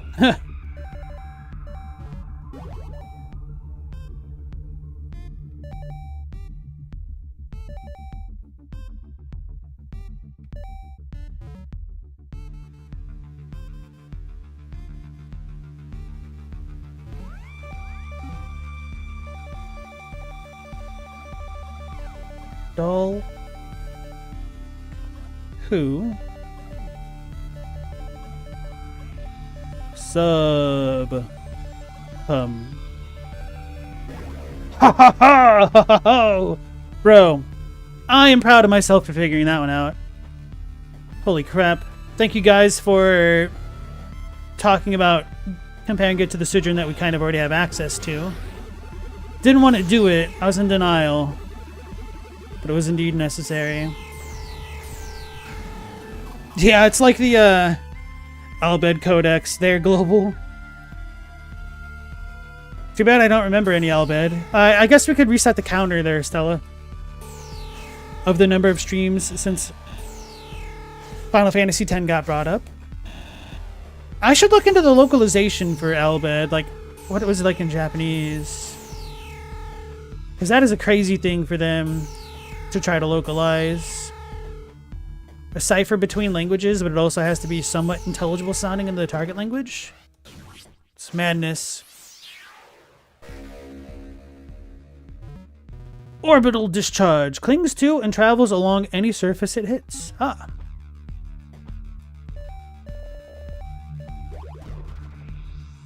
It goes backwards?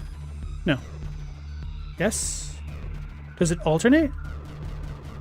Oh, that's interesting.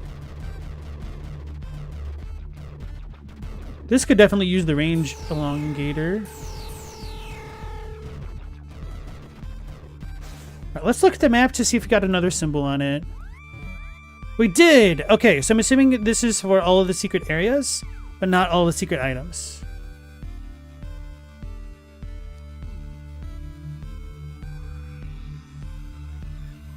"100% sure." Toure. That was a cool secret. Damn, I really need to be more observant in this game. But I'm looking at monsters.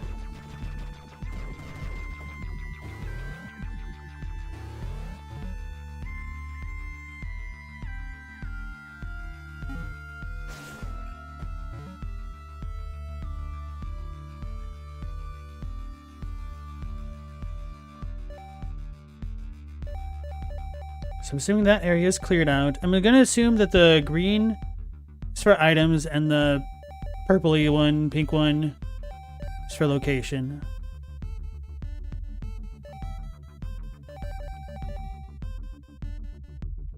So I still need some items here. Don't want to look anymore.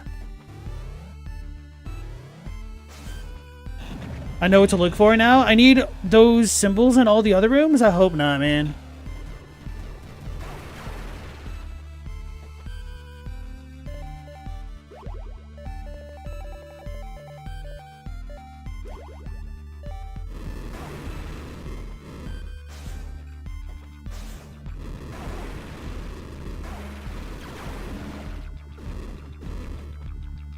Yeah, this level of opaqueness certainly comparable to the old NES titles.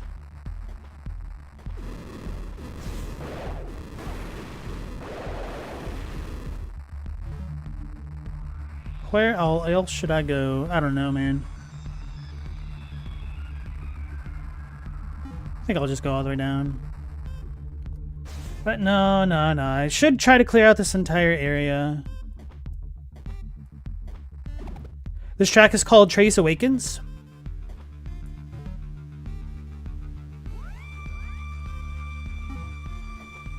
Pretty sure they used this as like the theme song, right?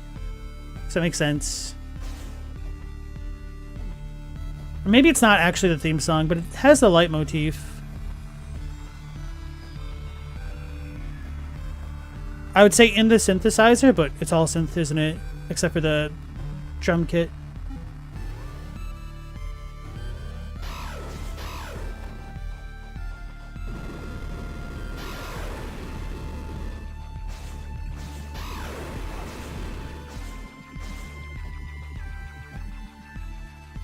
Yellow dot found every time.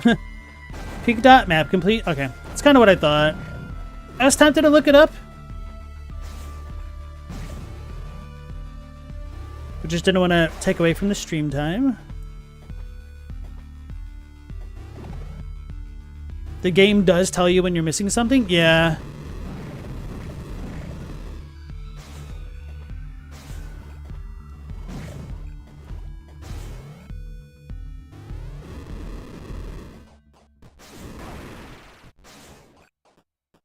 Although, to be fair, it only tells you if you're missing something if you found everything. And if you're observant enough to notice.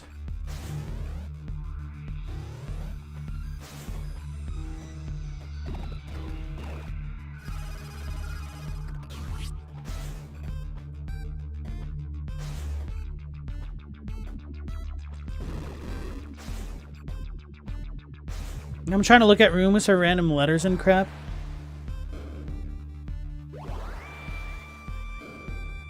You thought there was something odd in that room? The glitchy space? You mean to the left? The one that's blocking the door that I've already gone through? What do you mean behind that door?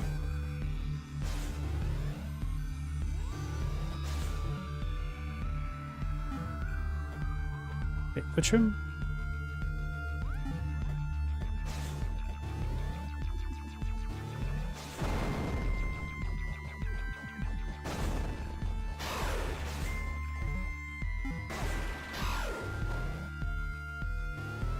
This room?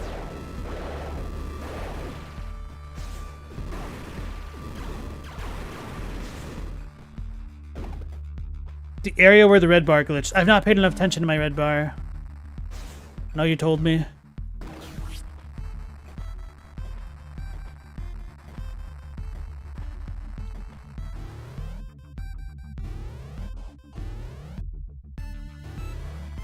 We have a fuzz going on in here.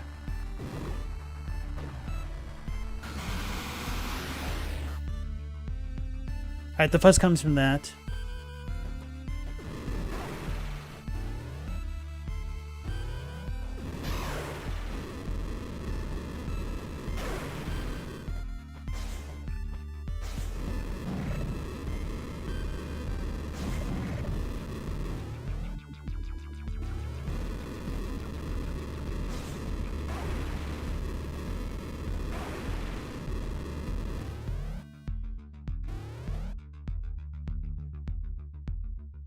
I don't know what you mean by the red bars. I thought you were talking about my health bar for a second, so I was looking at my health as I was going through these rooms. The red bars? This entire area is red bars.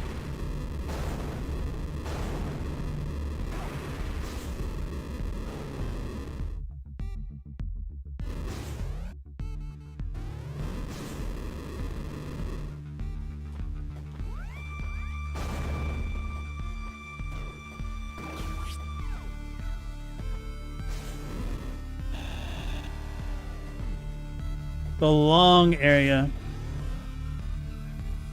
Long, long man. Alright,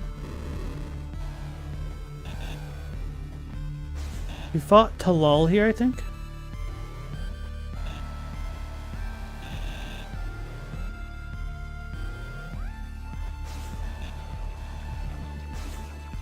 Why does this seem to extend so far up? That's just how it is.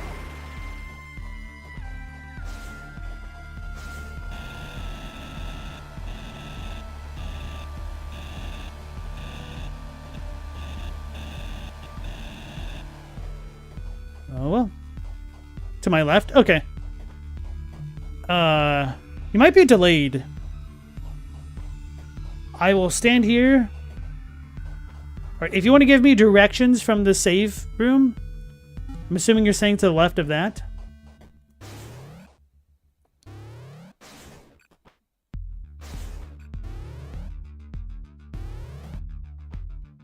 These red bars?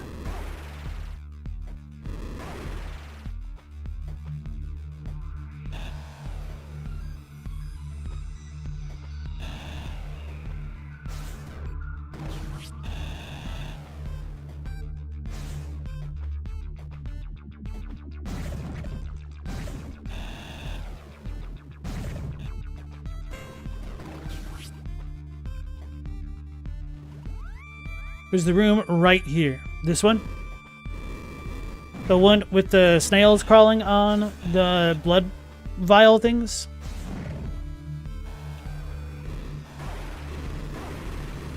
Wasn't there one I glitched near? If so, I don't remember. I don't think I actually glitched.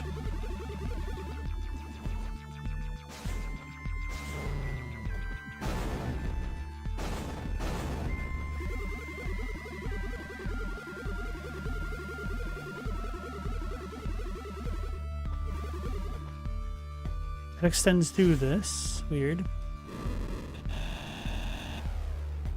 I'm gonna try to read the walls.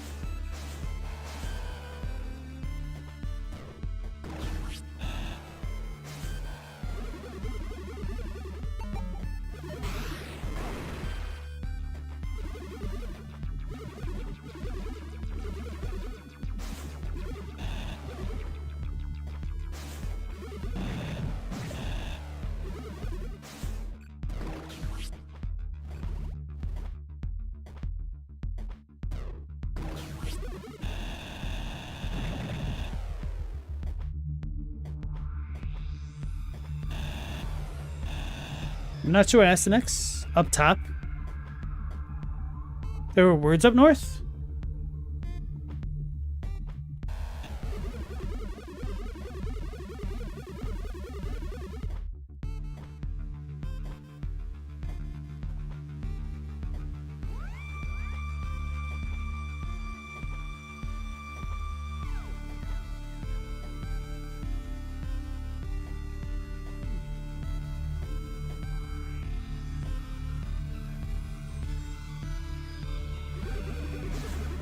I wonder if I hit something and it revealed on the white letter part.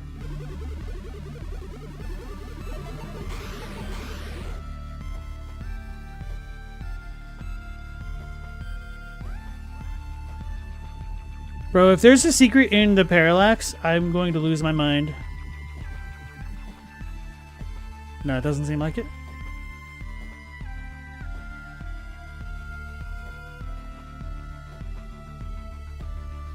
As next you're lagging.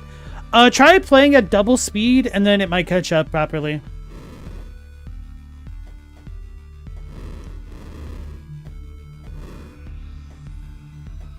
Or like press forward on your device if you can.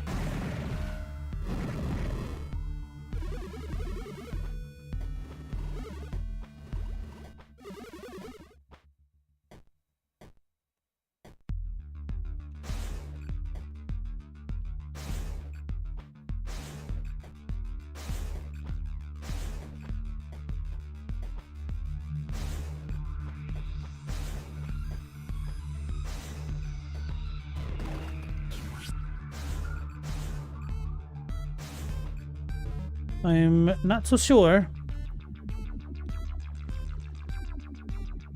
The chat's just slow on my end. No, so YouTube has like a 15-second delay between what happens on my screen and it getting filtered to you guys. Like Twitch is faster for whatever reason.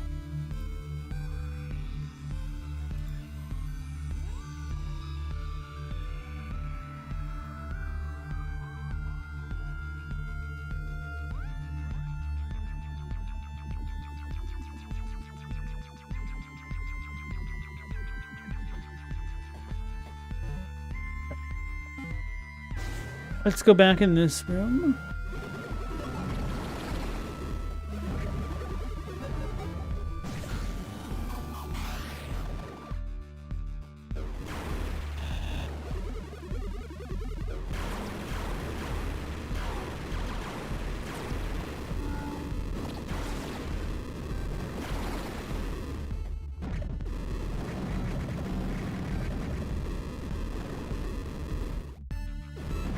Well, I guess there's not going to be any real secret wall to go to. You found the passcodes I might want? From the screen or just online? Because I could look at them online. I was trying to do things a little bit more manually, though.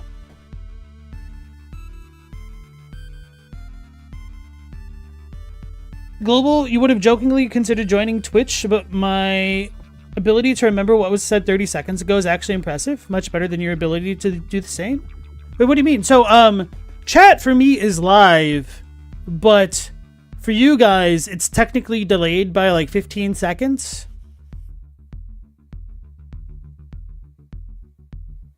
Okay. Yeah. Right.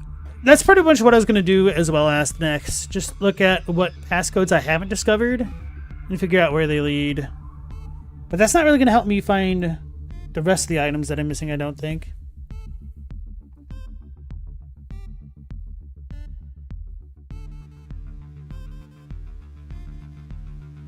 Quantum Variegator? Okay, so the Quantum Variegator is a prize for the Judas Iscariot thing.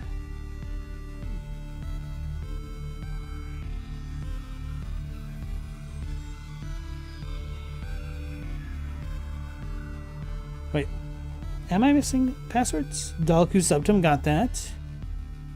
Axio -- No.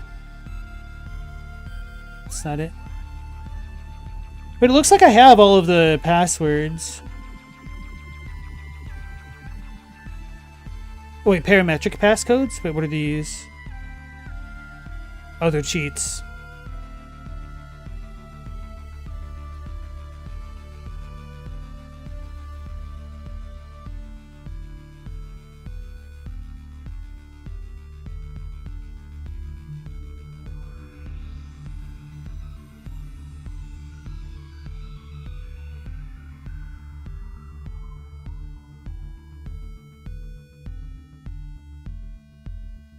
I think I've gotten all the passwords, so now I just need to look for the lore stuff, I guess.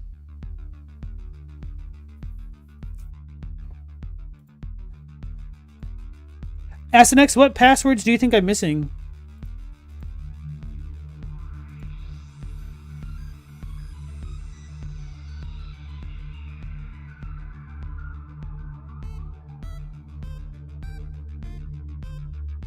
Because I've gotten all 4 of the lore ones. Alright, let's look into journals, I guess.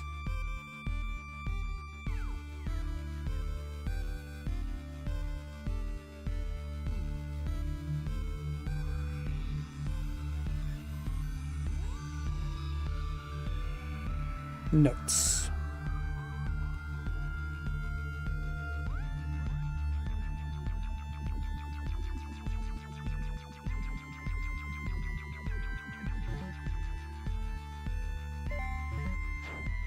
Let's see how many. 1, 2, 3, 4, 7, 9, 4, 8, 9, 10.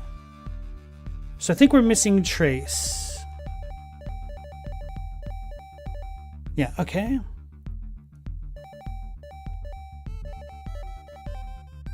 Got that one.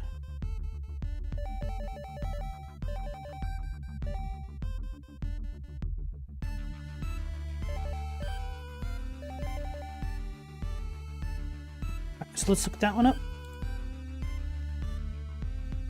Location, Mar Udu, above the second rebirth chamber.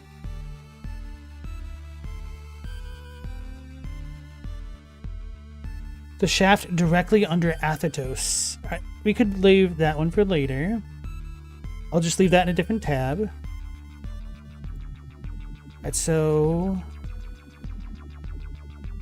9 green ones. 5, 8. So we're missing one. Oraka? I don't think I've seen that.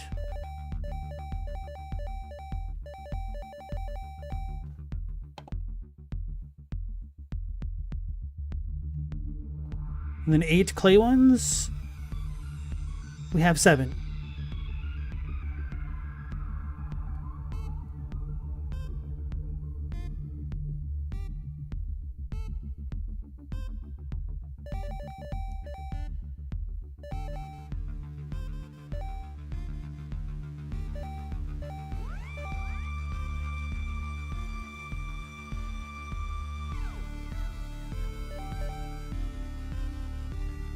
What am I missing?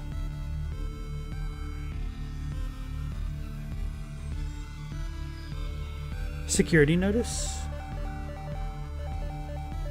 Ah, security notice. Okay.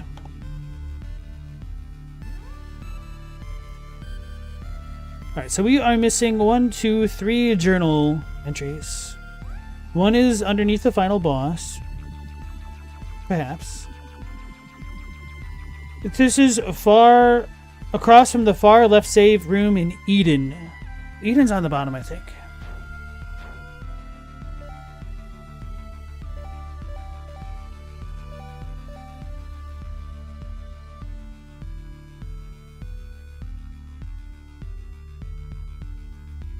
Damn, so I just have to walk through the wall to get that? That's interesting.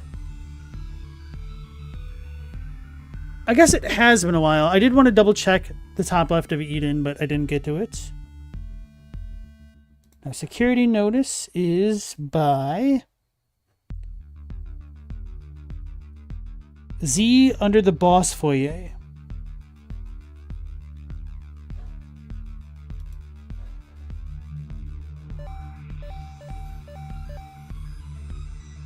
Under the boss foyer. Haven't I just been here?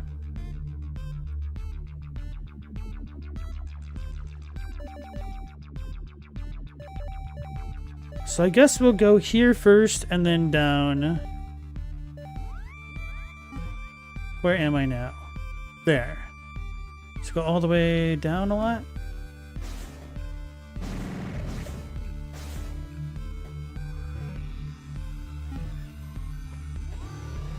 No, this doesn't connect.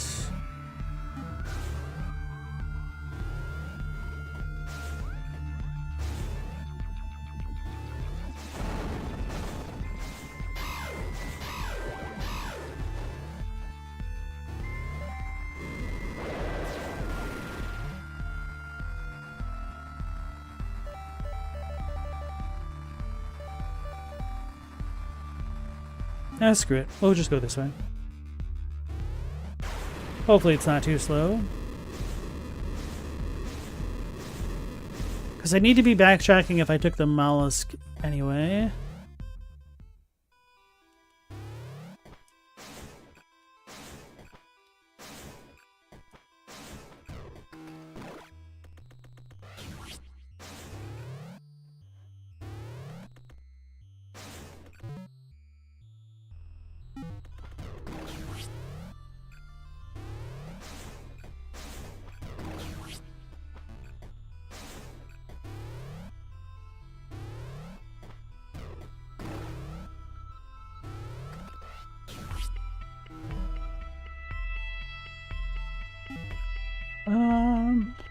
I guess I won't save.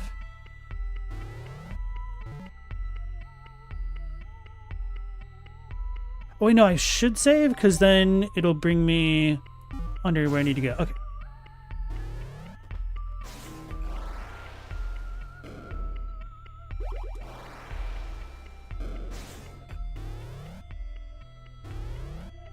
Man, fast travel between the eggs would have been goated.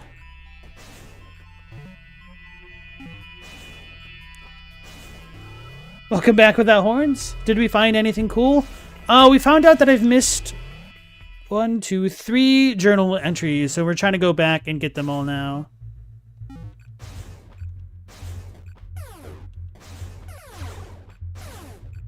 But I think you were here for when I got the flamethrower and stuff.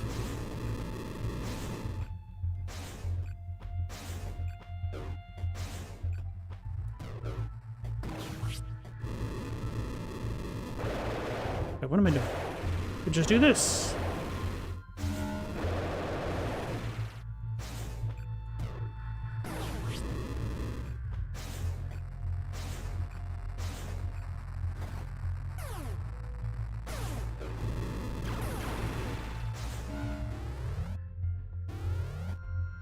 What was not existing like? Hard to remember. Oh my goodness! That was totally my fault for not ever checking this wall. Well, it's true that I've not been here in a while. Alright, here we go. Let's learn some more lore. Oraka. My dearest Oraka has become ill. No matter what I dream for her, she remains listless. Please, she is harmless. Move her to a larger chamber. Give her room to stretch. If you really wish for her to die, let me kill her properly. Who the heck is Oraka? I wonder if that ties into the notes that talks about my lovely I've missed killing you?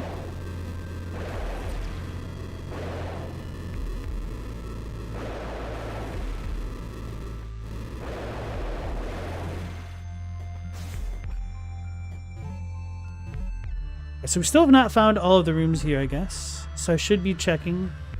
This is so obvious. This is... Oh wait, no, I've been here, haven't I?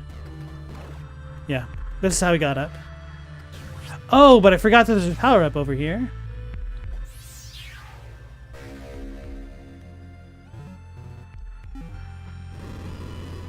I remember trying to remember where this was, but I forgot between streams.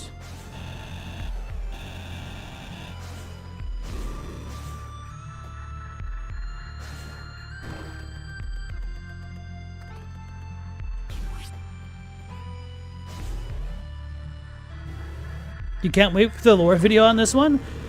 You know, I would need to double check to see who all else has produced Axiom Verge content. But I wouldn't really be too adverse to sharing my opinion on it. I think it's a pretty cool story.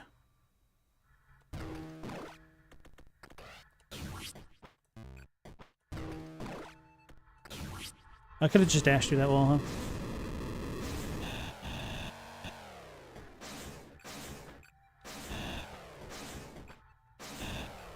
Oh no, I just realized I should probably be looking at the walls again.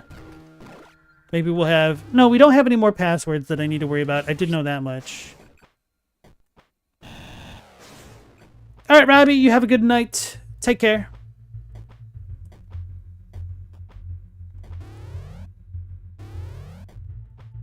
What do we do with this?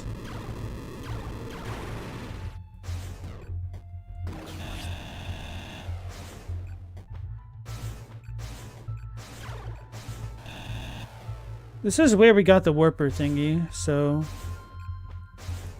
I'm assuming we're good here, but I wasn't able to damage things all willy-nilly. We are missing part of the map.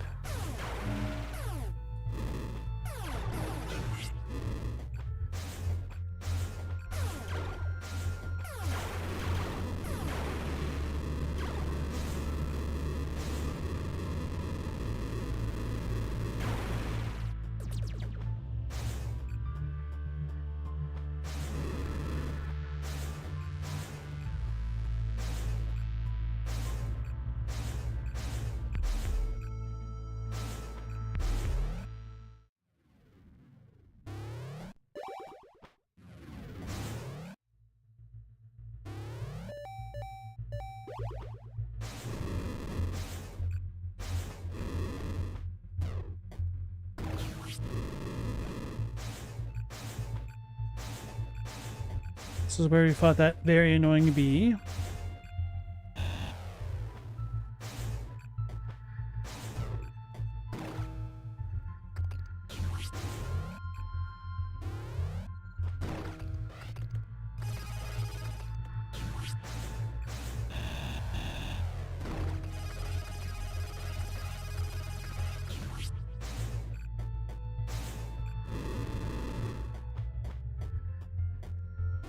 Maybe I should pay attention to more stuff in the background.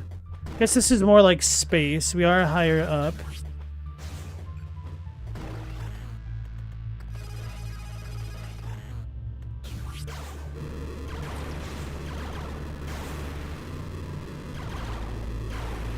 I guess that's about it for this area.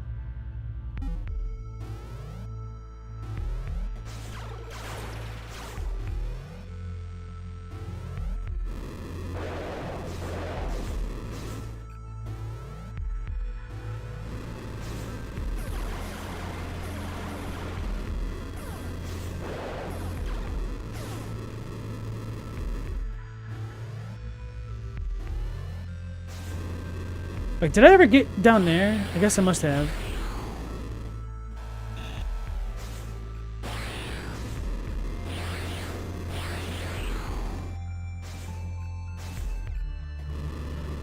No, I don't think I did. Or did I? Oh yeah, I did. I kind of remember this now.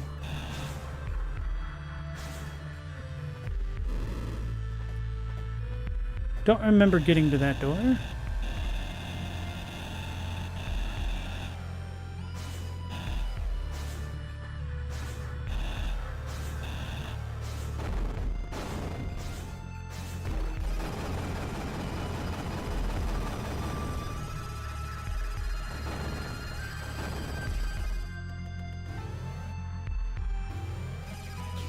Oh yeah, we got the power up that was in here. Okay. It's just been a while.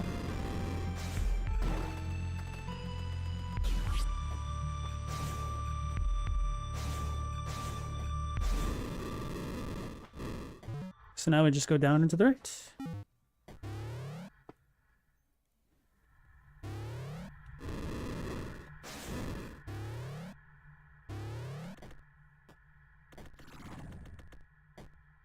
Now we need to go to Z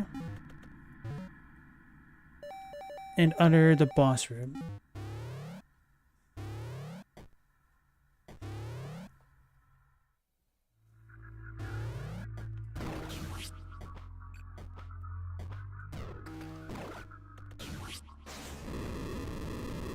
Now I don't know if they mean that from underneath the boss room itself or coming at it from below.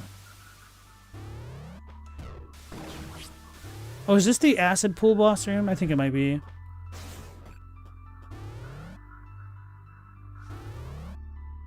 Oh. There are purple plants down there. So we should be able to dash through that, huh? No?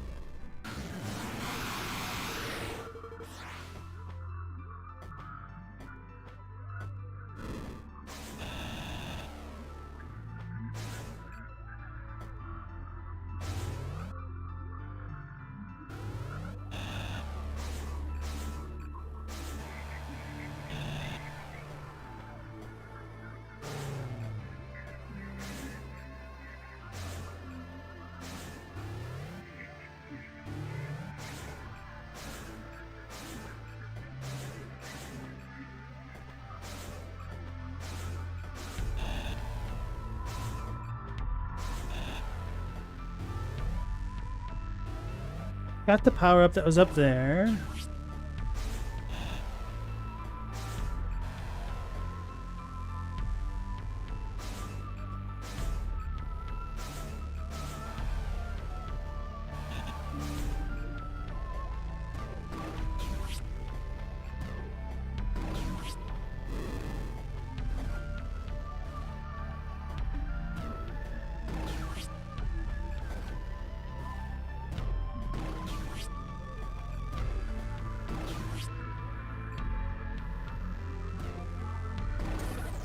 Oops, wrong button.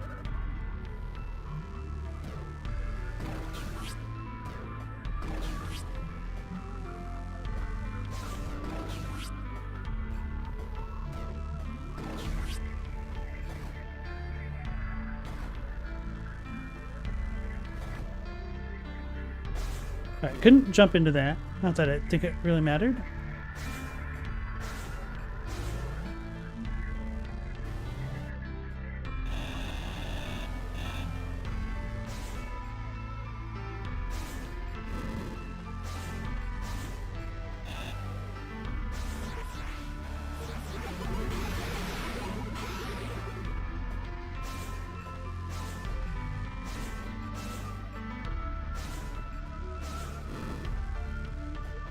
Time to try from the other direction, I guess.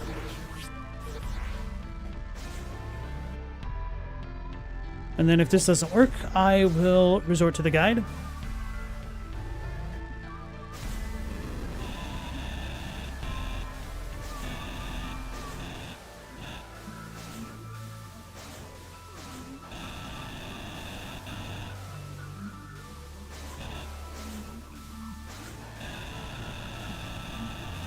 I wonder if I could go in those pipe thingies. With the drone. Probably doesn't matter.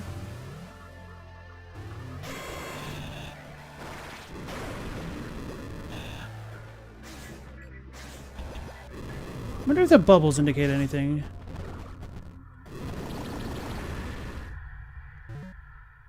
Hey, Mr. Unibro, welcome into the stream. Hey, I appreciate that. Oh, no, I try not to take anything too personally as far as content creation is concerned.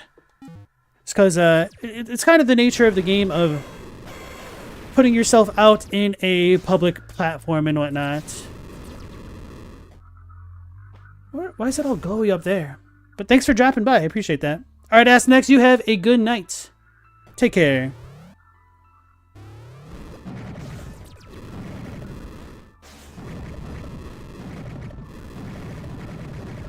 Hold on. Hold on.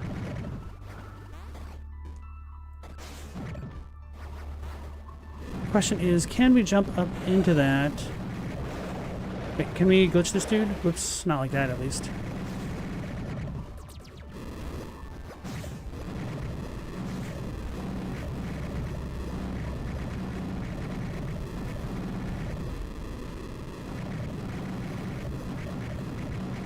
What happened with Jack?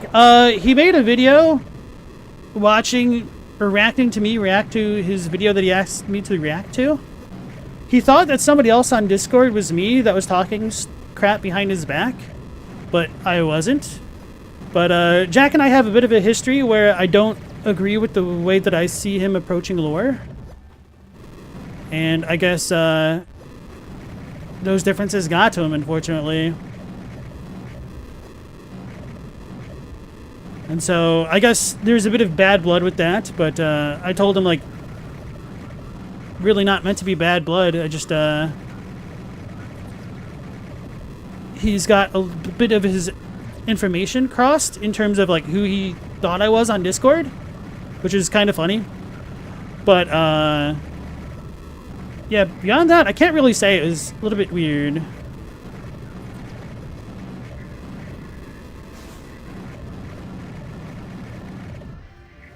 Like, it seems as though Jack has some trauma in his life, which has affected his memory terribly.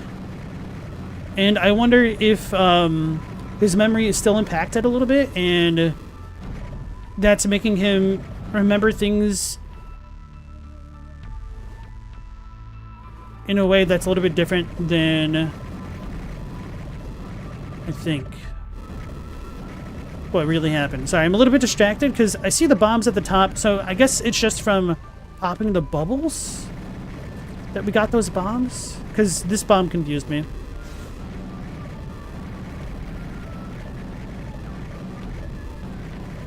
So yeah, basically a month or a couple years ago, not like 1 month, but like months or a couple years ago, I told Jack that he's doing himself a disservice by the way that he's approaching lore, by like coming up with a conclusion and trying to find supporting evidence of that, rather than just kind of working the other way around. But he says he always has 200% conviction because he's right, and I'm like, well, I clearly disagree. And the irony is in that stream that he just did earlier today, he tried to bring up like a DM that I sent him telling him what I told him. But within that DM, I gave him concrete examples of how I think he does that. And then he looked at the thing that I said, which was one of his older theories, and is like, well, yeah, I had to do that to make Mikola like a Machiavellian villain before I came up with the whole time travel stuff, which I have no idea what that's about. And I don't really care, to be honest. So, like, in my critique of telling Jack that I think he puts his conclusions first and then tries to find support for them, he realized that his old theory is not what he currently believes, but it just didn't seem to sink in for him. I don't know. It felt very strange to me. I don't really know what to make of that whole situation, but, you know, I hope things go better for him. I hope he overcomes his trauma and can make, you know, better content for himself in the future. Like, I don't wish bad on or ill against him at all. But the way that he approaches lore and content is just a little bit different than me, and that's fine. Let me look this up real quick.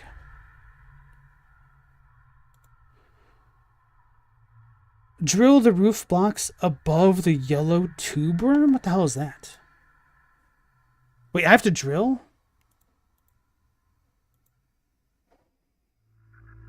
Under the boss foyer.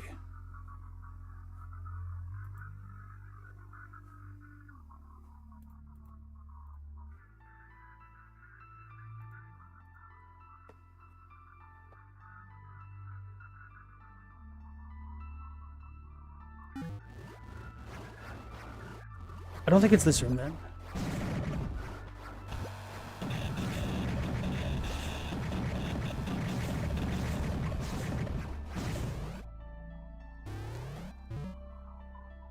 Wait, this suspiciously doesn't have... no, it doesn't matter.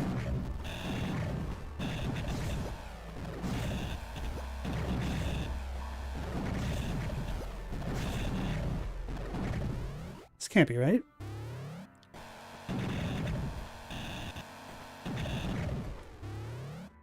Logos, he got personal, which was strange, and seems to have built a community for himself, which is cool, I guess, but his approach is questionable.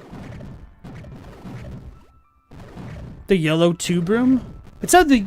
I guess those things are tubes. Tubers, whatever.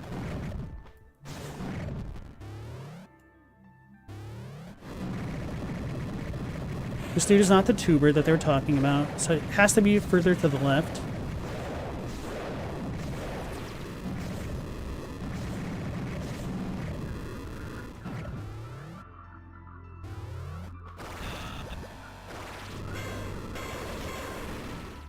So it's this one. Bro.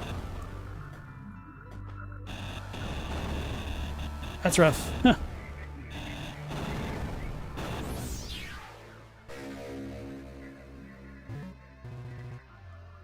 Security notice.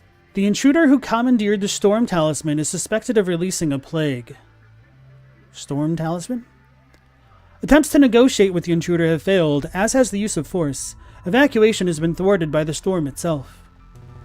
Until we understand this affliction, we are requesting that people remain in their homes and keep away from public areas. Nin Aruna. the stones are different here. Damn it. I think I got too distracted by the tuber. And to be fair, like jumping over the gap is a little bit awkward. That's probably why I wouldn't have tried that. They got me.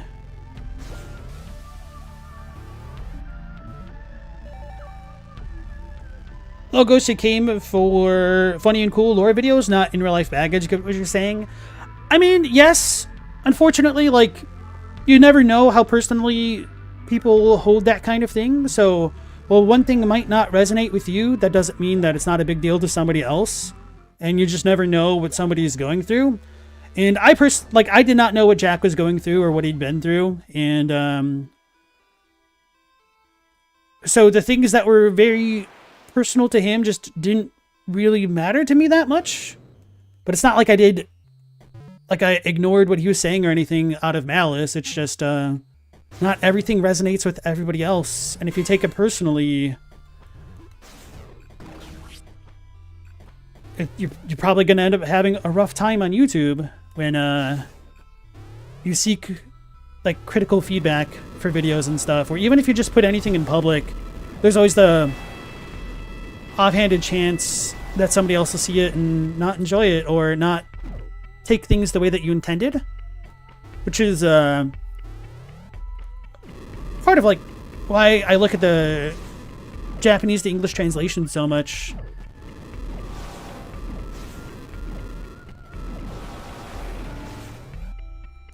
Because like in Jack's video, he mentioned that he was a mimic tear, and like what are mimic tears made out of? Like silver, or larval tears and silver tears. But to me, like, I don't think of tears as in the crying sense, because the Japanese for tear is shizuku, which means like dew droplet.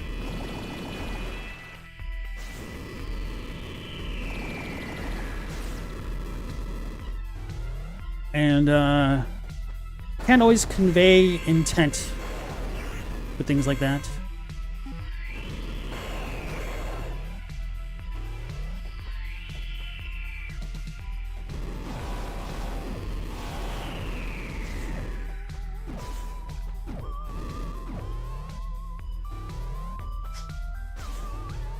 May as well save here. Yeah, anyway, if you guys want to watch the video of Jack reacting to me react to him, a lot of it is really rambly. I'll give you a bit of a forewarning there, and doesn't really pertain to me much at all for the most part, except for like where he reads my actual DM to him, where I told him that I was going to be direct, and that's just kind of one way of me showing kindness in my own way, which is certainly not everybody's way. You know, we do go out this way. And then the other DMs or messages he reads are not from me at all. They're from LJP, who's in our Discord for a while. But I guess if you see LP in somebody's username, that means it's the LP, the last protagonist. So it's a little bit unfortunate, but like I said, no ill will. So I just told him, like, hey, sorry that I've upset you. That's really not what I try to do.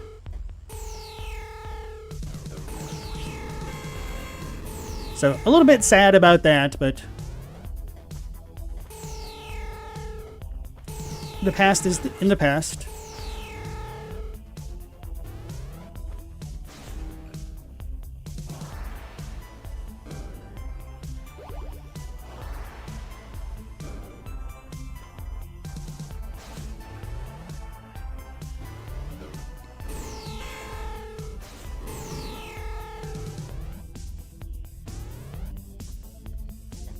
Well, even if the games are written in English, and I know you're joking around about horns, there's always the question of, was there a bit of a game of telephone going on or not?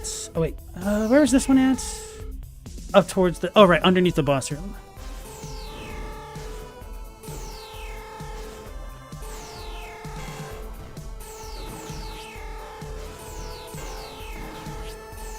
Gonna die. Did I just save it or not? I don't even remember. I think I did. Oh no! I thought I cleared that thing. I did not.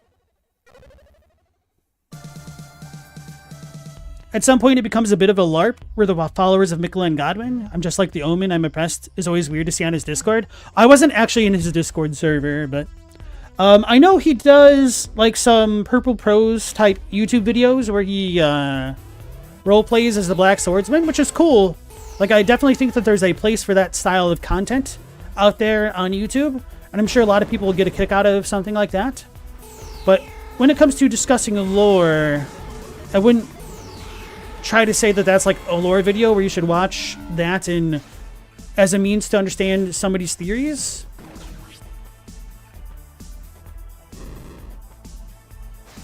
Which, when I asked him a question about the lore, because he said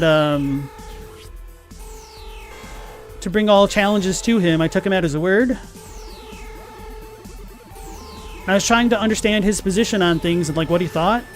He told me to just go watch his YouTube videos like 3 or 4 different times, which I try to give people the benefit of the doubt.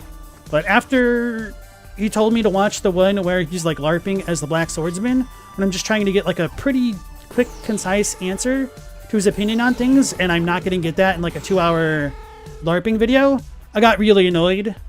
And my language reflected that, but I don't really regret it. Like, the street goes both ways.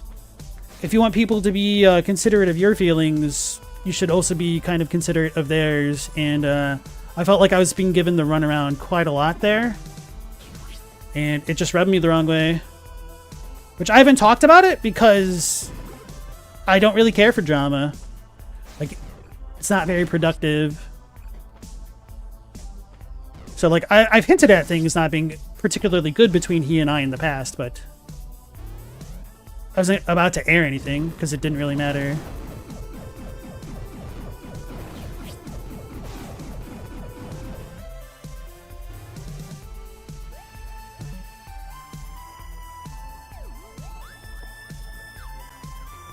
I seem not malicious and not fake, so you can totally see me trying to reason him coldly and that rubbing him the wrong way. But like I said, it's my way of being kind because I'm being honest. Yeah. Granted, I'm not the best at using tact to begin with, which is why I'm like, look, man, this might rub you the wrong way. But just take this kind of blunt, direct criticism as a form of kindness because I'm being honest, which isn't always what people want to hear. Like, I wish I was more tactful for real. But I'm not very good at it.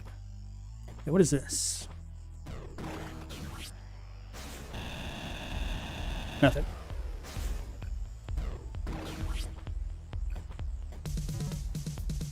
He also doesn't seem like a bad guy, just been through a lot and lives in a different wavelength. Yeah, that's kind of what I think it ultimately comes down to. We're on different wavelengths. Like, he seems very emotive, whereas I kind of don't care. And if you don't care about emotions and you're talking to an emotive person, it just kind of is a recipe for disaster, I think.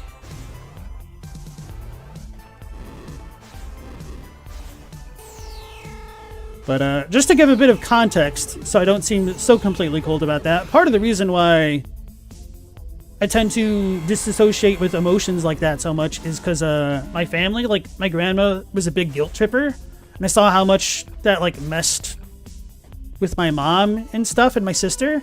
So it's kind of always a bit of a black sheep of my family because I didn't give a damn because I saw the kind of social manipulation going along behind the scenes.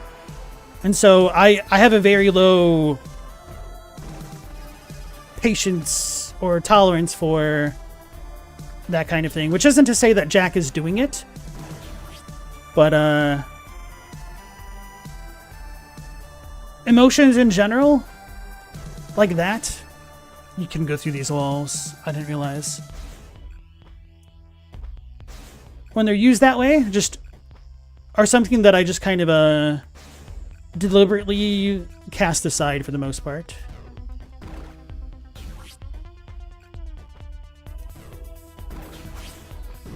So, I guess a better way to describe it is I'm not sentimental in that kind of way.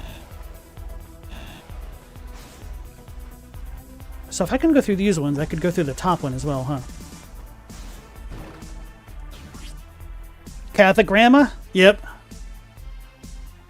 pretty sure I've mentioned that before, but Costella's picking up what I'm putting down. My condolences.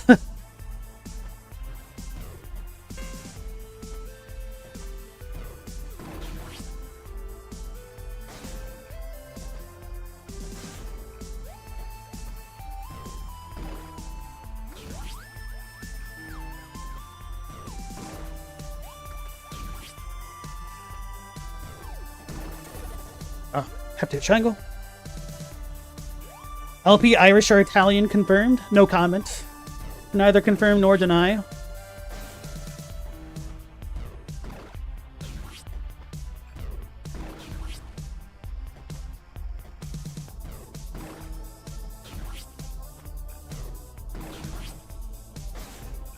So that's not it.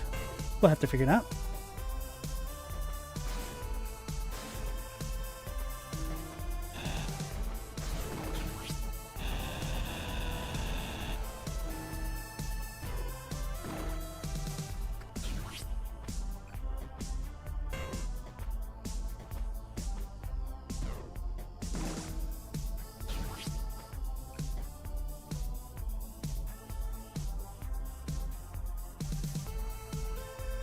Unibro, one point about emotion you might agree with Jack on is how you use it to analyze the emotional state of characters and themes in Elden Ring.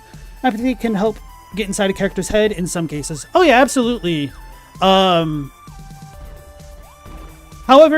you're not wrong there. One of my biggest issues with Elden Ring is in general is that I feel like we never get a really good indicator of characters' motivations. And I tried to not ascribe motive to people whose mental states I don't fully understand. And I am not particularly comfortable in general with surmising somebody else's emotional state for the most part without a lot of, context to back up such assertions. And I always do try to be very careful when I'm making assumptions or assertions that aren't supported by fact. But I mean, nobody's perfect, but that's, I think, the biggest difference between myself and Jack. He will say things with 200% confidence. I'm like, yeah, I think it's kind of up to interpretation. And then I think by you saying it with such confidence, that'll make other people believe it when it's not actually set in stone. And then that is just not something that jives super well with him.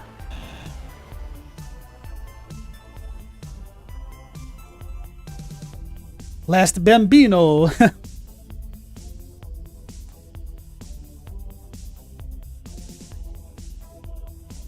Stella, the Catholic parts of your family are Norwegian and Bavarian, so not necessarily.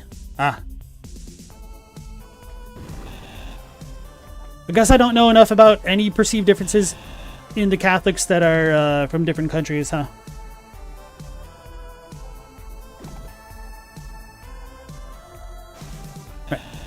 I am missing something here. Time to consult the guide and sheet again. I tried. So these secrets are really well hidden to me. We need the trace note.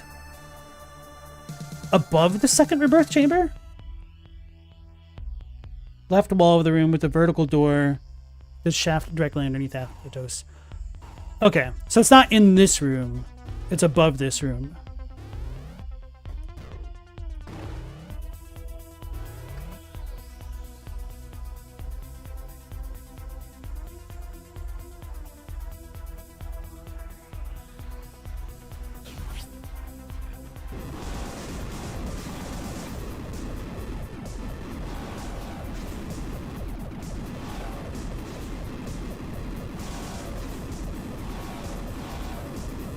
Why am I fighting these things?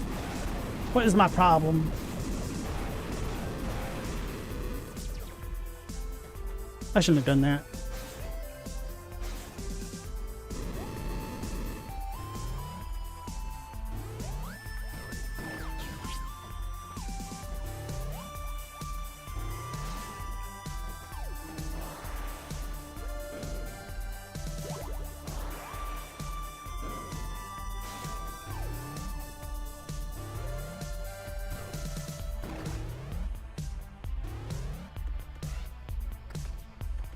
You know, bro, you think Radagon is the prime example? We got close to something with the last cutscene? The last cutscene? Do you mean with him and Marika coming down? Like a kind of resigned sadness at the futility of bending the Golden Order?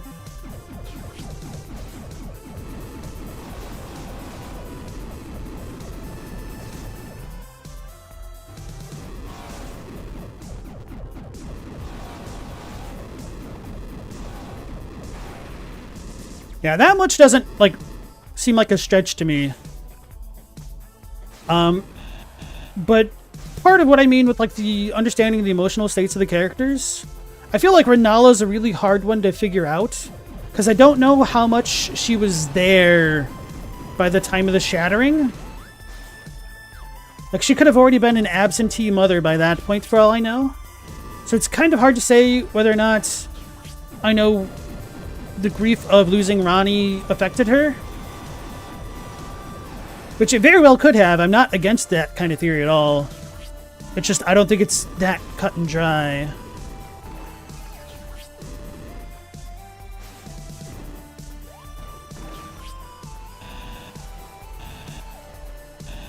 Can I go on these? No.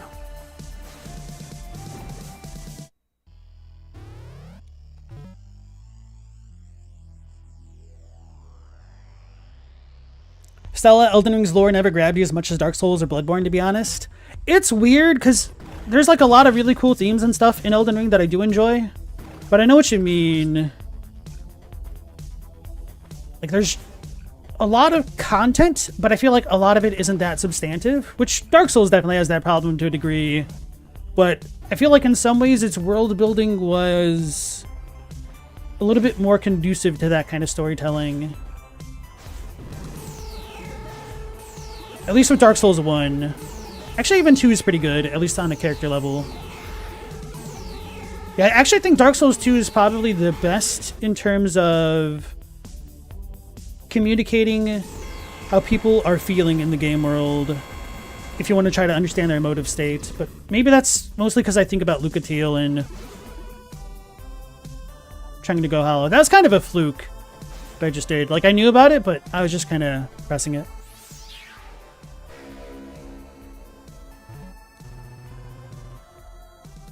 Trace. Somehow there is a new variant on Suja, and he's working for the Rusalki. He's young. More importantly, he has the AD. The Axiom Disruptor? If you call still read this, kill him. I'm assuming if you can still read this, kill him. He can undo everything we've worked for. I still haven't determined where he came from. If there's some alternate passage into the breach, we absolutely must find it. I'm going to make at least 2 new variants to deal with this. Okay. That makes sense to me. The Rusalki got the Rejuvenator cloner thingies, and they're using them to recreate traces, so we're not technically coming from the breach. We came from the breach from the first trace, Athetos. And the Rusalki, whatever you want to call them, are using our lack of understanding to their advantage, which I can respect. It's cool. Yeah, I like the lore of this game.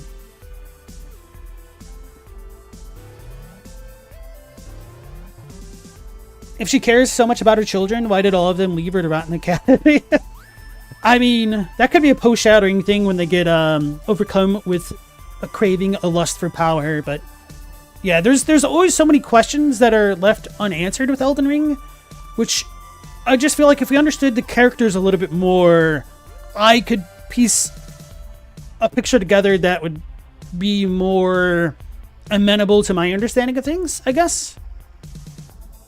Because even the shattering is a really big question mark. Like, we don't really know why Ranni killed Godwyn, which is strange. And we don't even know whether or not Marika did have involvement, whether or not she planned any part of it, or anything. It's just kind of all left up to hearsay, which is cool, but also very vexing at the same time.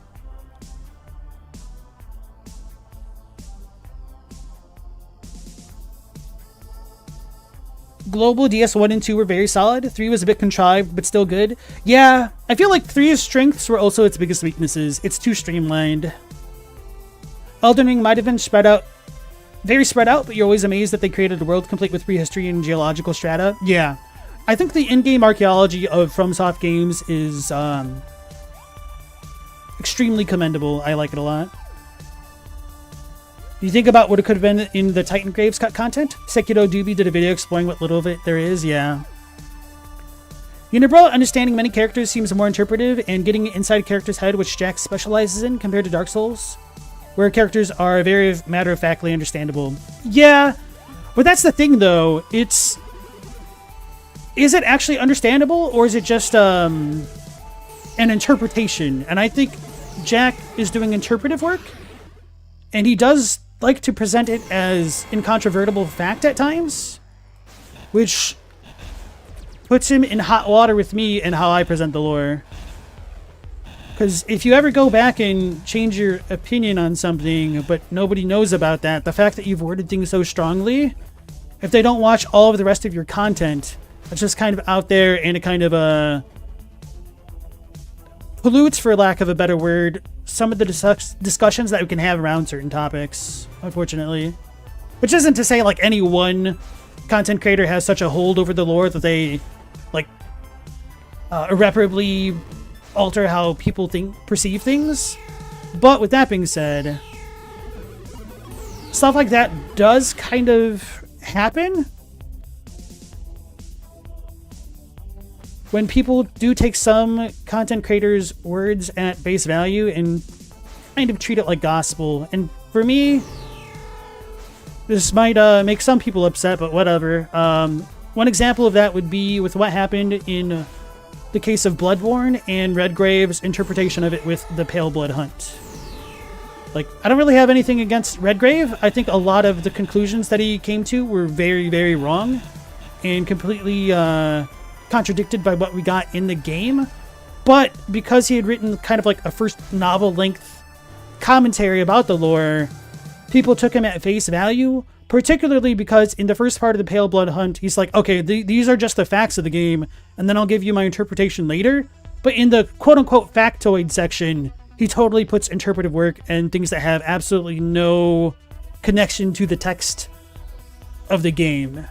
And by text, I don't mean like literal text, just like the info contained within the game.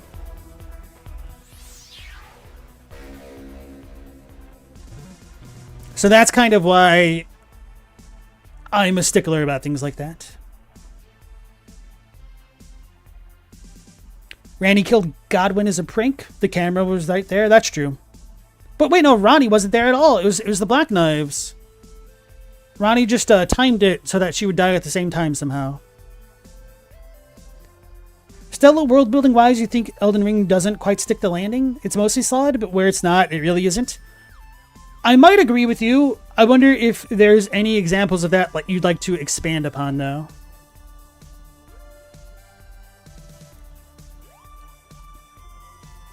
Without horns, the Shattering gives a very big, you decided what happened. Kind of like Morrowind's Battle of the Red Mountain. The same happened with Five Nights at Freddy's. Freddy's? The Pale Blood Hunt was a great first draft. Well, that's the issue, though. Like, I would agree that it's a great first draft, but that's kind of all it was just the first draft. I think he kind of revisited it later, but I don't think he did his due diligence in kind of cleaning things up after that point. And then, like, I don't blame Redgrave for the way that the community handled it, but some people kind of just took it as gospel, and it was really hard to have a lot of discussions about Bloodborne's lore because of people's preconceived notions of the Pale Blood Hunt. Which isn't to say that it's all wrong. Like, there's some really cool stuff in there, like Redgrave looking into the Minamata disease, I think was a really cool thing that he did. Even if it does or doesn't connect into Bloodborne, I mean, it's still really good content and nice to think about and to, I don't know, be cognizant of. So.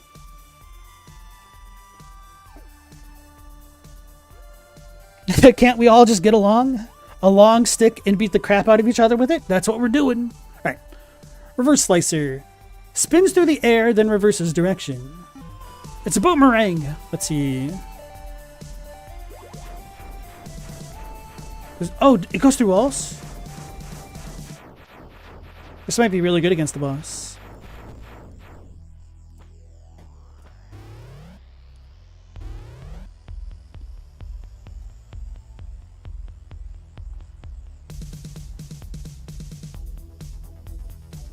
So a lot of it is just how messy the timeline is. That's fair. In terms of sticking the landing.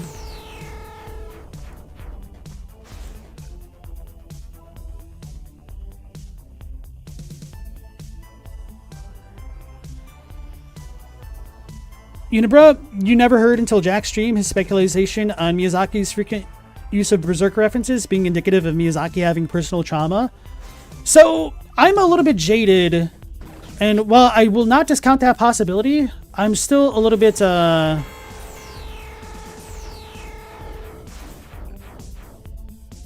reluctant to just kind of take that at face value.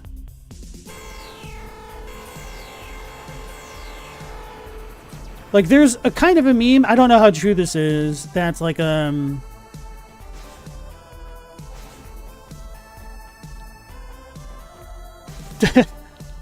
some of the mangaka that like have the most deranged art had the most mundane, normal / happy average lives, whereas a lot of the mangaka that depict like super bright shiny worlds had like some of the worst lives.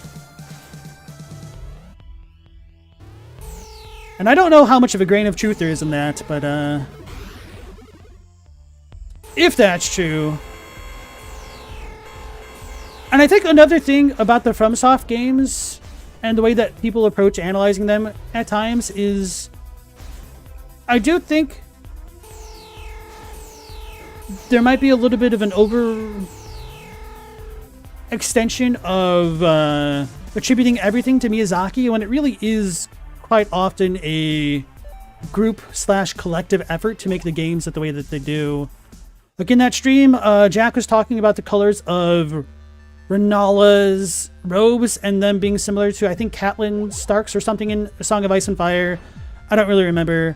There might have been a kind of visual inspiration drawn from that, but I'd be a little bit reluctant to go that far because we know that the games definitely have a lot of visual artists working on things like that.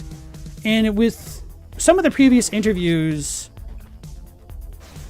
I don't get the vibe that they get such detailed feedback on that front. But to be fair, I really don't know what the production pipeline was working on Elden Ring, how much in the way of notes that they got from George R. Martin. So I'm very willing to concede the point, especially if we get more info saying one thing one way or the other.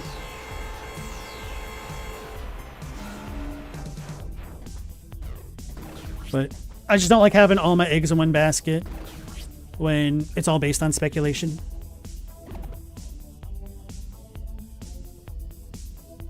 He could just like Berserk a lot, or not even him, like the studio devs could like it as well. Junji Ito is one of the funniest little guys. Yeah, he was actually one of the dudes that I was thinking of when I talked about that example. Do Star Wars references in Final Fantasy mean more than an appreciation for Star Wars? Ask Freud. Sometimes a blitzball is nothing more than a blitzball.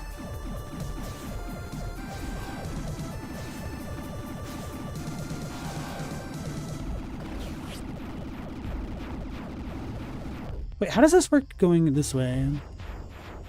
Oh, that's actually really good. This would have been amazing for this boss, huh?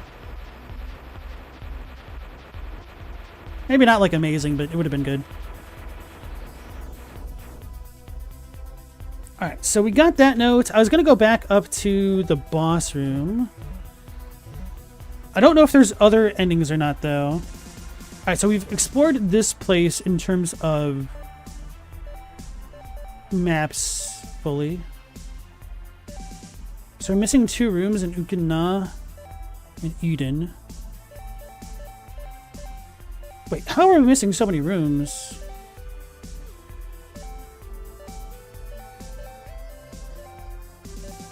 Because we're at 99%, I think. Does it go over 100%?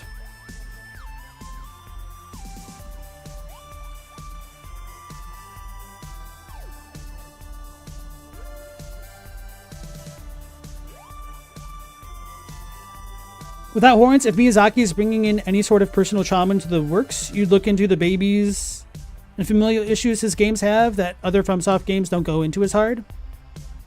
I mean, there are a lot of things like that to a degree, but I mean, that's kind of also a good point to bring up. Like, if it is coming up so often, you could also ask why not more, I guess. But I kind of don't like that argumentation because it kind of reminds me of trying to think of what it's called. Sunk cost? That doesn't sound right. Not gambler's fallacy either, but something along those lines. Or like, the sheep or the cows don't believe that the human will butcher them because they've never been butchered before. Which is true until the day it happens. I don't know if that comparison makes sense.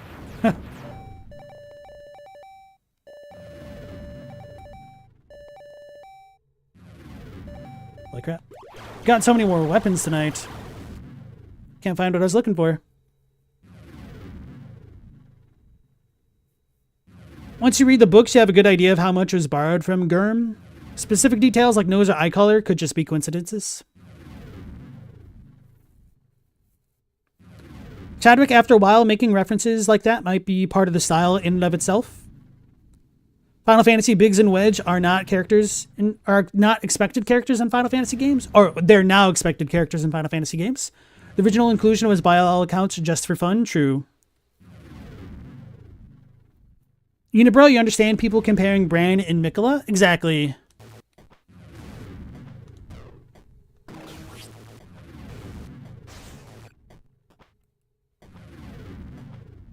And to be fair, like, this is not a problem that we've had since Elden Ring. Because even before Elden Ring came out, we were comparing FromSoft titles against each other with Dark Souls and Bloodborne references. And comparing the types of relationships that the characters had in those games.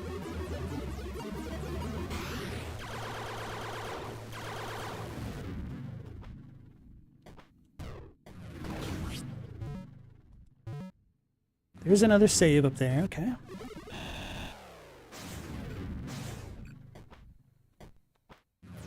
Alright, before I go too much further, let's look to see if there's other endings.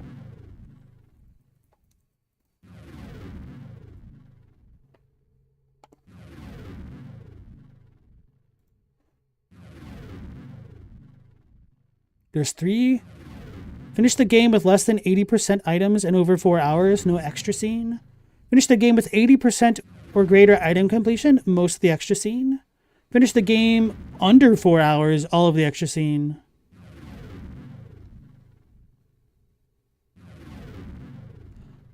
On Steam, 80% items and maps gives the full scene, whereas the 4-hour run gives you the almost full scene. So I guess we just fight the boss again?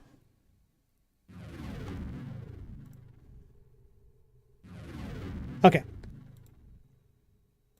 I'm pretty sure we were under 80% items before we started tonight's stream, and now we're well over, so we should be good.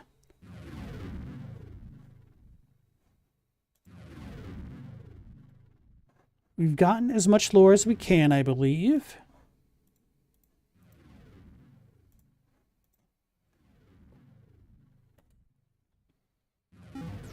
It's interesting how absent Sekiro is in a lot of the comparisons.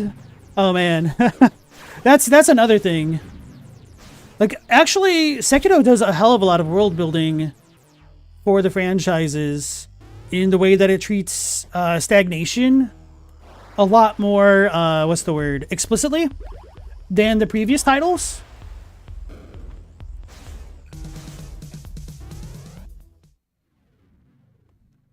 But unfortunately, stuff like that is still kind of mostly relegated to the subtext of the games.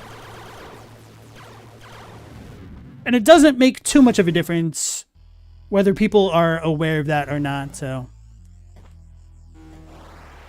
Sekiro kind of had its own problems with its story and its lore.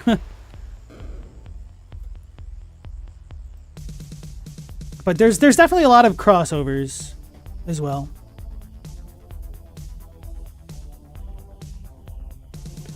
Logos, there's a giant network of fungi, parasitic trees that span the subterranean of the whole planet in A Song of Ice and Fire, the werewoods and the Erd trees. The system was set up by an ancient non-human entities who are related to the moon and night. They set up a religion to gain a steady influx of blood into the trees through blood sacrifice, all because these parasitic trees actually contain the souls of their ancestors and all their memories, and one can live a second life there by joining it after death. Yeah, that all rings true, but I would also say that that kind of motif had already been used in FromSoft games. Maybe not through the use of a tree spanning the whole planet, depending how you feel about Ash Lake and Dark Souls, but I still think that there's a lot of crossover. And even in Dark Souls 3, it became really explicit that the soul is contained in blood. There's no centipede emoji. Thank you, Chadwick. Reminds me of one of those, I think, Soy Jack memes? I don't remember what they're all called. Got it pinned on one of the Discord channels. Somebody calling me out, essentially pointing at two dudes soy jacking, facing at a centipede, saying it represents impurity and stagnation. It's me. But there's a scorpion, true. Alright, let's use our new weapon. See if it reaches. It doesn't. They're cheating me.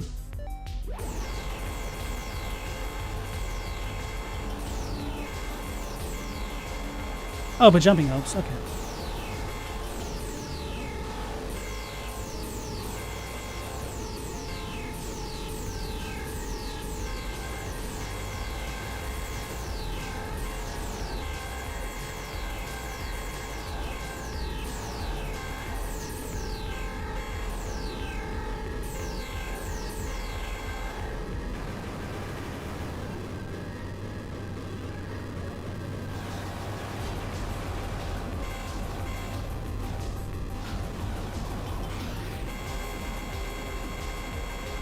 Oh, it does reach. Oh, no, that's just the enemy.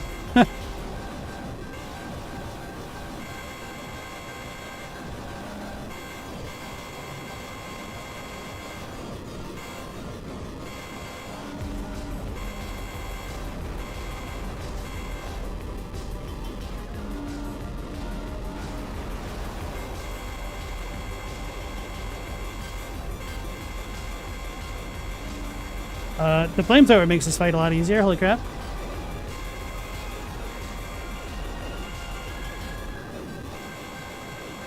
Jump, brother.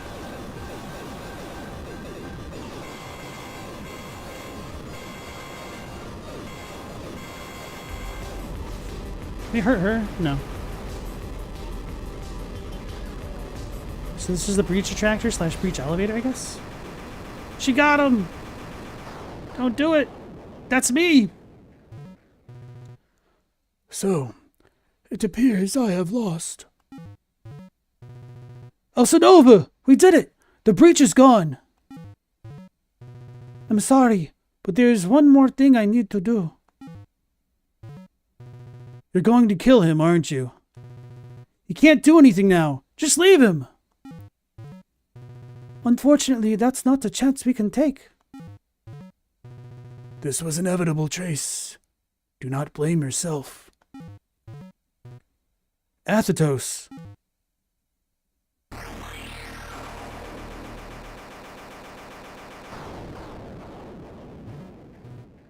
So that's it.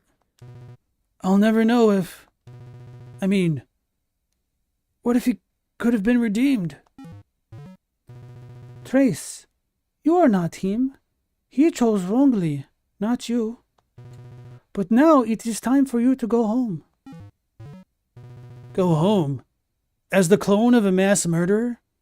What's even there for me? Do not worry. We have taken care of it. What's happening? I'm suddenly exhausted. Rest now. Perhaps we'll meet again sometime? Wait, please.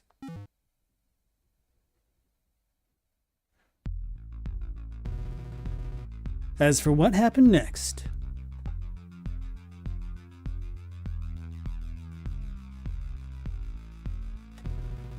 I was back, but this was different. It was as if nothing ever happened.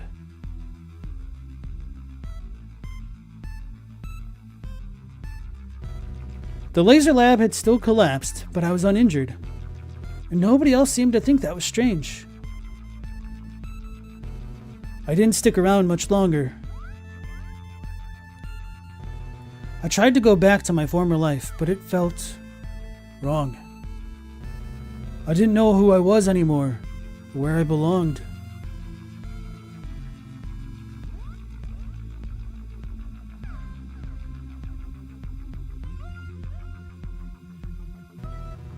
I had to get back to Suja, to find the truth of things. I started with what I'd learned there. I was determined to get to the bottom of it. That was all I had left.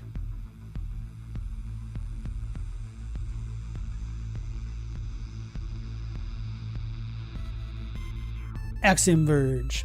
So I don't know if we're going to get a post-credit epilogue scene, but I've got some more thoughts since I beat the game the other day that I'll share here. I talked about it briefly on the Discord as well. With the other forms of the Trace clones turning into demons and kind of slowly losing their minds and becoming increasingly paranoid, and us essentially being one of those Trace clones now, could that therefore imply that we will eventually grow paranoid and lose our minds and turn into a demon? Are we a demon on Earth? Do we still have the Katrahaska neurogate particles in our blood and whatnot? Is this a way for the Rusalki to gain a foothold on Earth? Or not? I mean, they do use the breach to send us through back to Earth, I guess. So that is one thought. Another thought is we might have had a bit of a self-recurring time loop there with Elsa Nova sending us back to the scene of the accident, and then this kind of extra motivated Trace goes on to cross the gap of the breach again and go on to become Athetos. So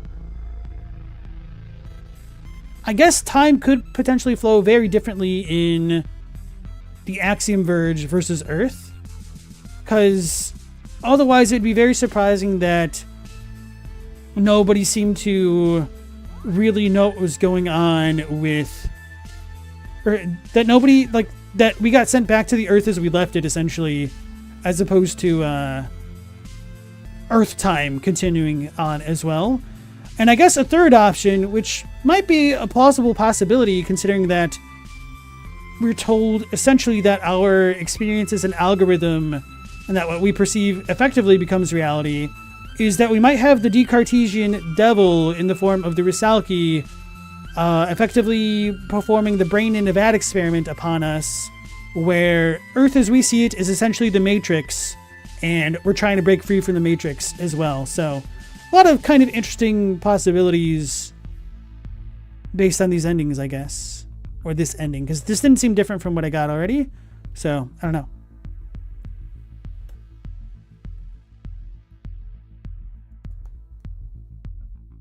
The Earth time stuff is very strange. And also, why put us there on that platform? So maybe we are in the Matrix. 90% on items, 99% map. Did I not die this stream? Yeah, I guess I didn't. Okay. 86.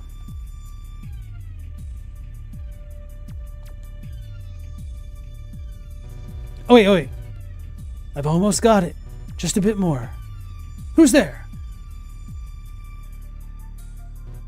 Athetos? There's no use running from your own self. Time to wake up, Trace. Bro, was I right with the Descartes guess? Logo, she said bingo, but I was like, he's probably just saying bingo to without horns. Couldn't get 99 deaths, loser. Damn, you got me. Time to wake up. Bro, we were actually in the Matrix? Cool. Damn, I kind of threw that last ending option out on a whim. Like, there was no pre-thought before. I just kind of belted that one out. But yeah, I was going to say, like, that little machine at the end with us on it might be that kind of a hint of the Descartesian style Matrix-esque thing, I guess. The implication is Elsa Nova matrixed you at the very end. Ophelia was a Rusalki specialized in creating a mind world, remember? Vaguely, yes. When you mentioned that, yeah. But it's not something I thought of. Because Ophelia only shows up like twice. That's always like one of the downsides of having a game with such drip-fed lore. It's really easy for things to fall between the cracks, which is always why text dumps and stuff like that can be very valuable resources when it's all pooled together. Also, Nova needed you to wake Ophelia up before you confront Athetos, because she probably needed her to set up Trace's mind prison. Makes sense. Any being created within that world will take that world as reality. As you tinned in the notes? True. Any sentient being, right. Yeah, so the lore of this game is super cool, honestly. Like, I was a little bit worried, like, this doesn't really hook me on the first episode, which is probably why I didn't play through the entire game when I first got it. But, you know, sticking with it. Definitely some cool themes here.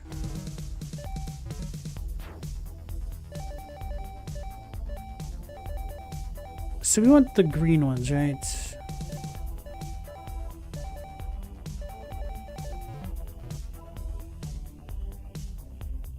We didn't just kill Contra-Haska's body. I used the gate breaker. Nanogates. So we have Contra-Haska's nanogates.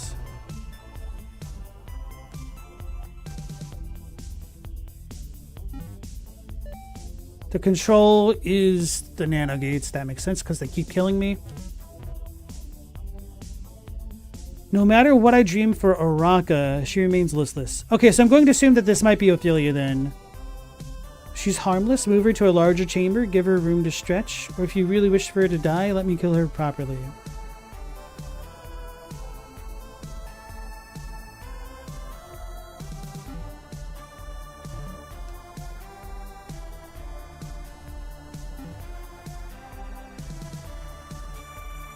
Can't wait for the sequel to find out what happened to Chase. I'm really curious about the sequel as well now. Definitely got very different vibes about it when I saw like the trailers for it way back when. But I guess if you were matrixed, the different vibes could be very justified. And we also don't know what's beyond the breach. My lovely, I have a new dream for you. I think you will like this one. It starts with your death and goes on from there. Return to my embrace. I've missed killing you. So Ophelia keeps killing Araka. I think there's somebody else that did the mind thingy. If you want to go forward with Ophelia's plan, now is the time.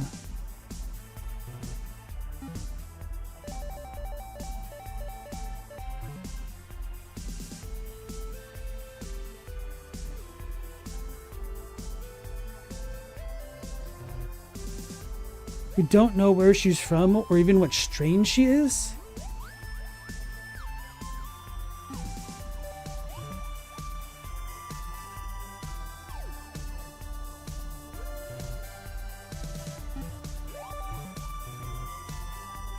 Reply from the outsider. You simply must stop tempting me with such delectable musings. It is with great restraint that I say, respect your original decision. She may be playing Puppet Master, but for now we need her. But once we've got what we came for, please let her be mine, please.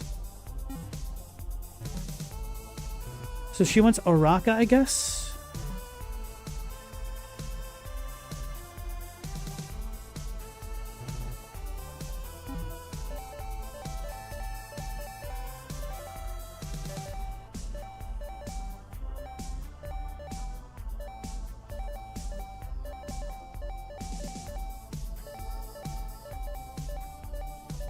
Yeah, where the hell did we hear the mind mapping things? Was it the proverb?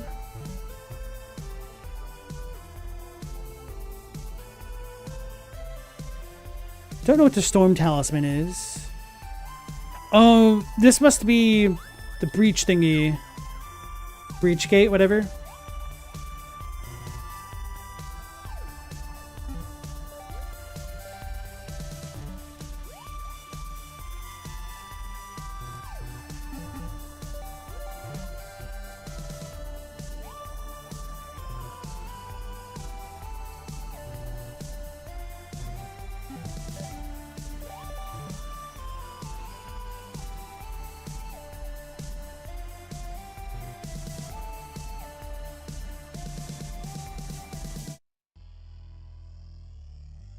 Eternal harvest, eternal happiness, eternal life. So they were matrixed. How did we learn to fear such things? Human nature. We are trained to expect bad to follow from good like night following day. We have an instinct not to drink too deeply of the sweetest nectars. Sometimes this instinct swings to the other excess. It is time to stop speaking of the land of civilized kings as a long-lost dream. It was never lost. It is simply waiting for us to wake up. Definitely Matrix, okay.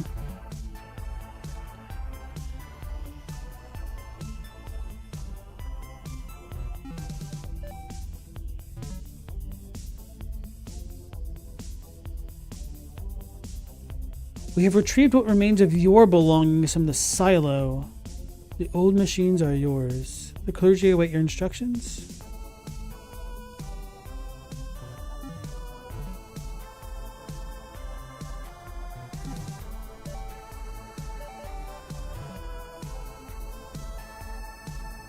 Not sure exactly who Nin Aruna was. She's not the High Priestess, but she seems to be like... Maybe the High Priestess is the religious order leader, and then Nin Aruna is like the political one?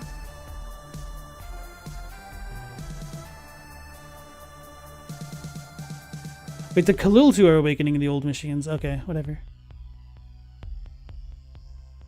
Wait, could the Kaliltu be the drones?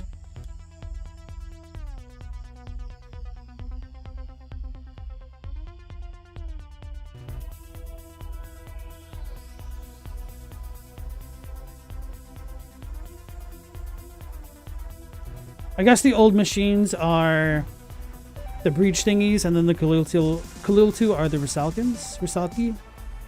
Rusalka?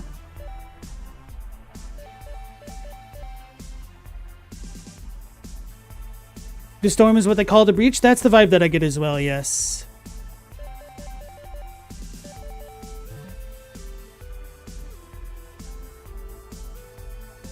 The mind can never perceive its own demise.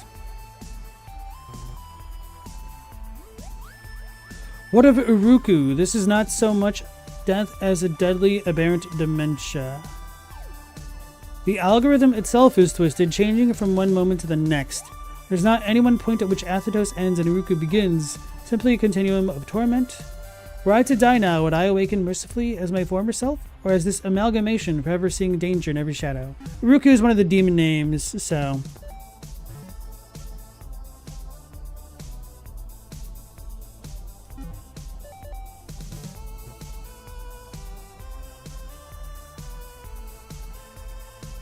The breach attractor, okay.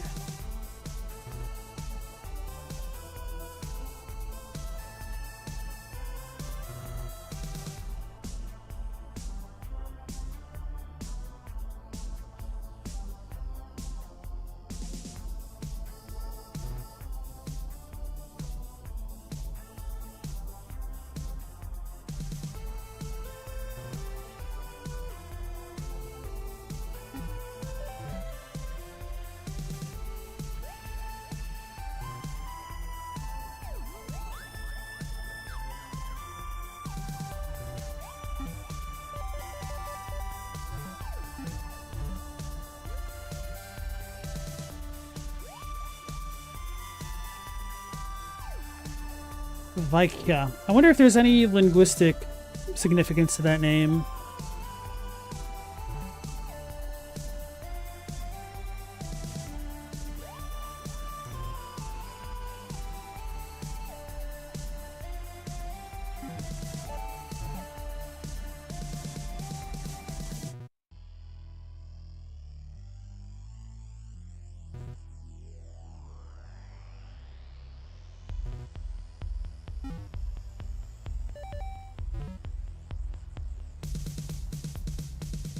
Drushka's suspicions were correct. Rebirth logs show that a man named Athatos came here once before, hundreds or possibly thousands of years ago.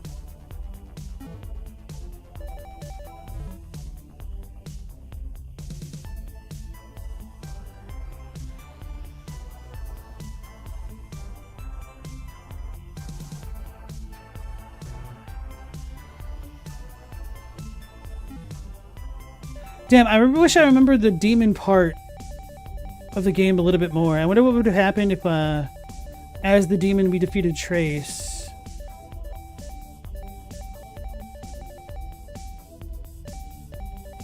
Alright, so I guess the mind mapping stuff, or mind web, whatever it's called, that might have just been through dialogue alone, which is why I don't remember it very well.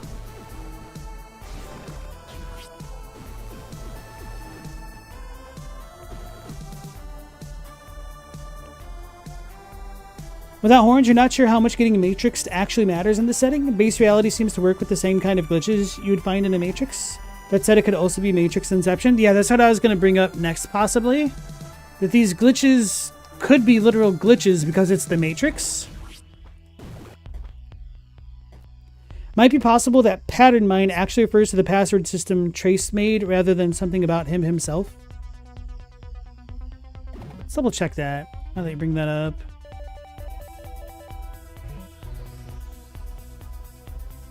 Manipulate reality with encoded strings. I guess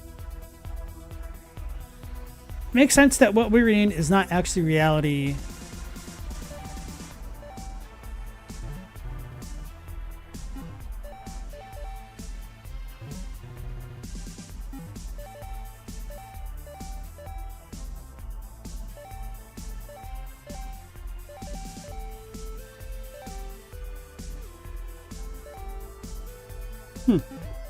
Very fun, interesting stuff.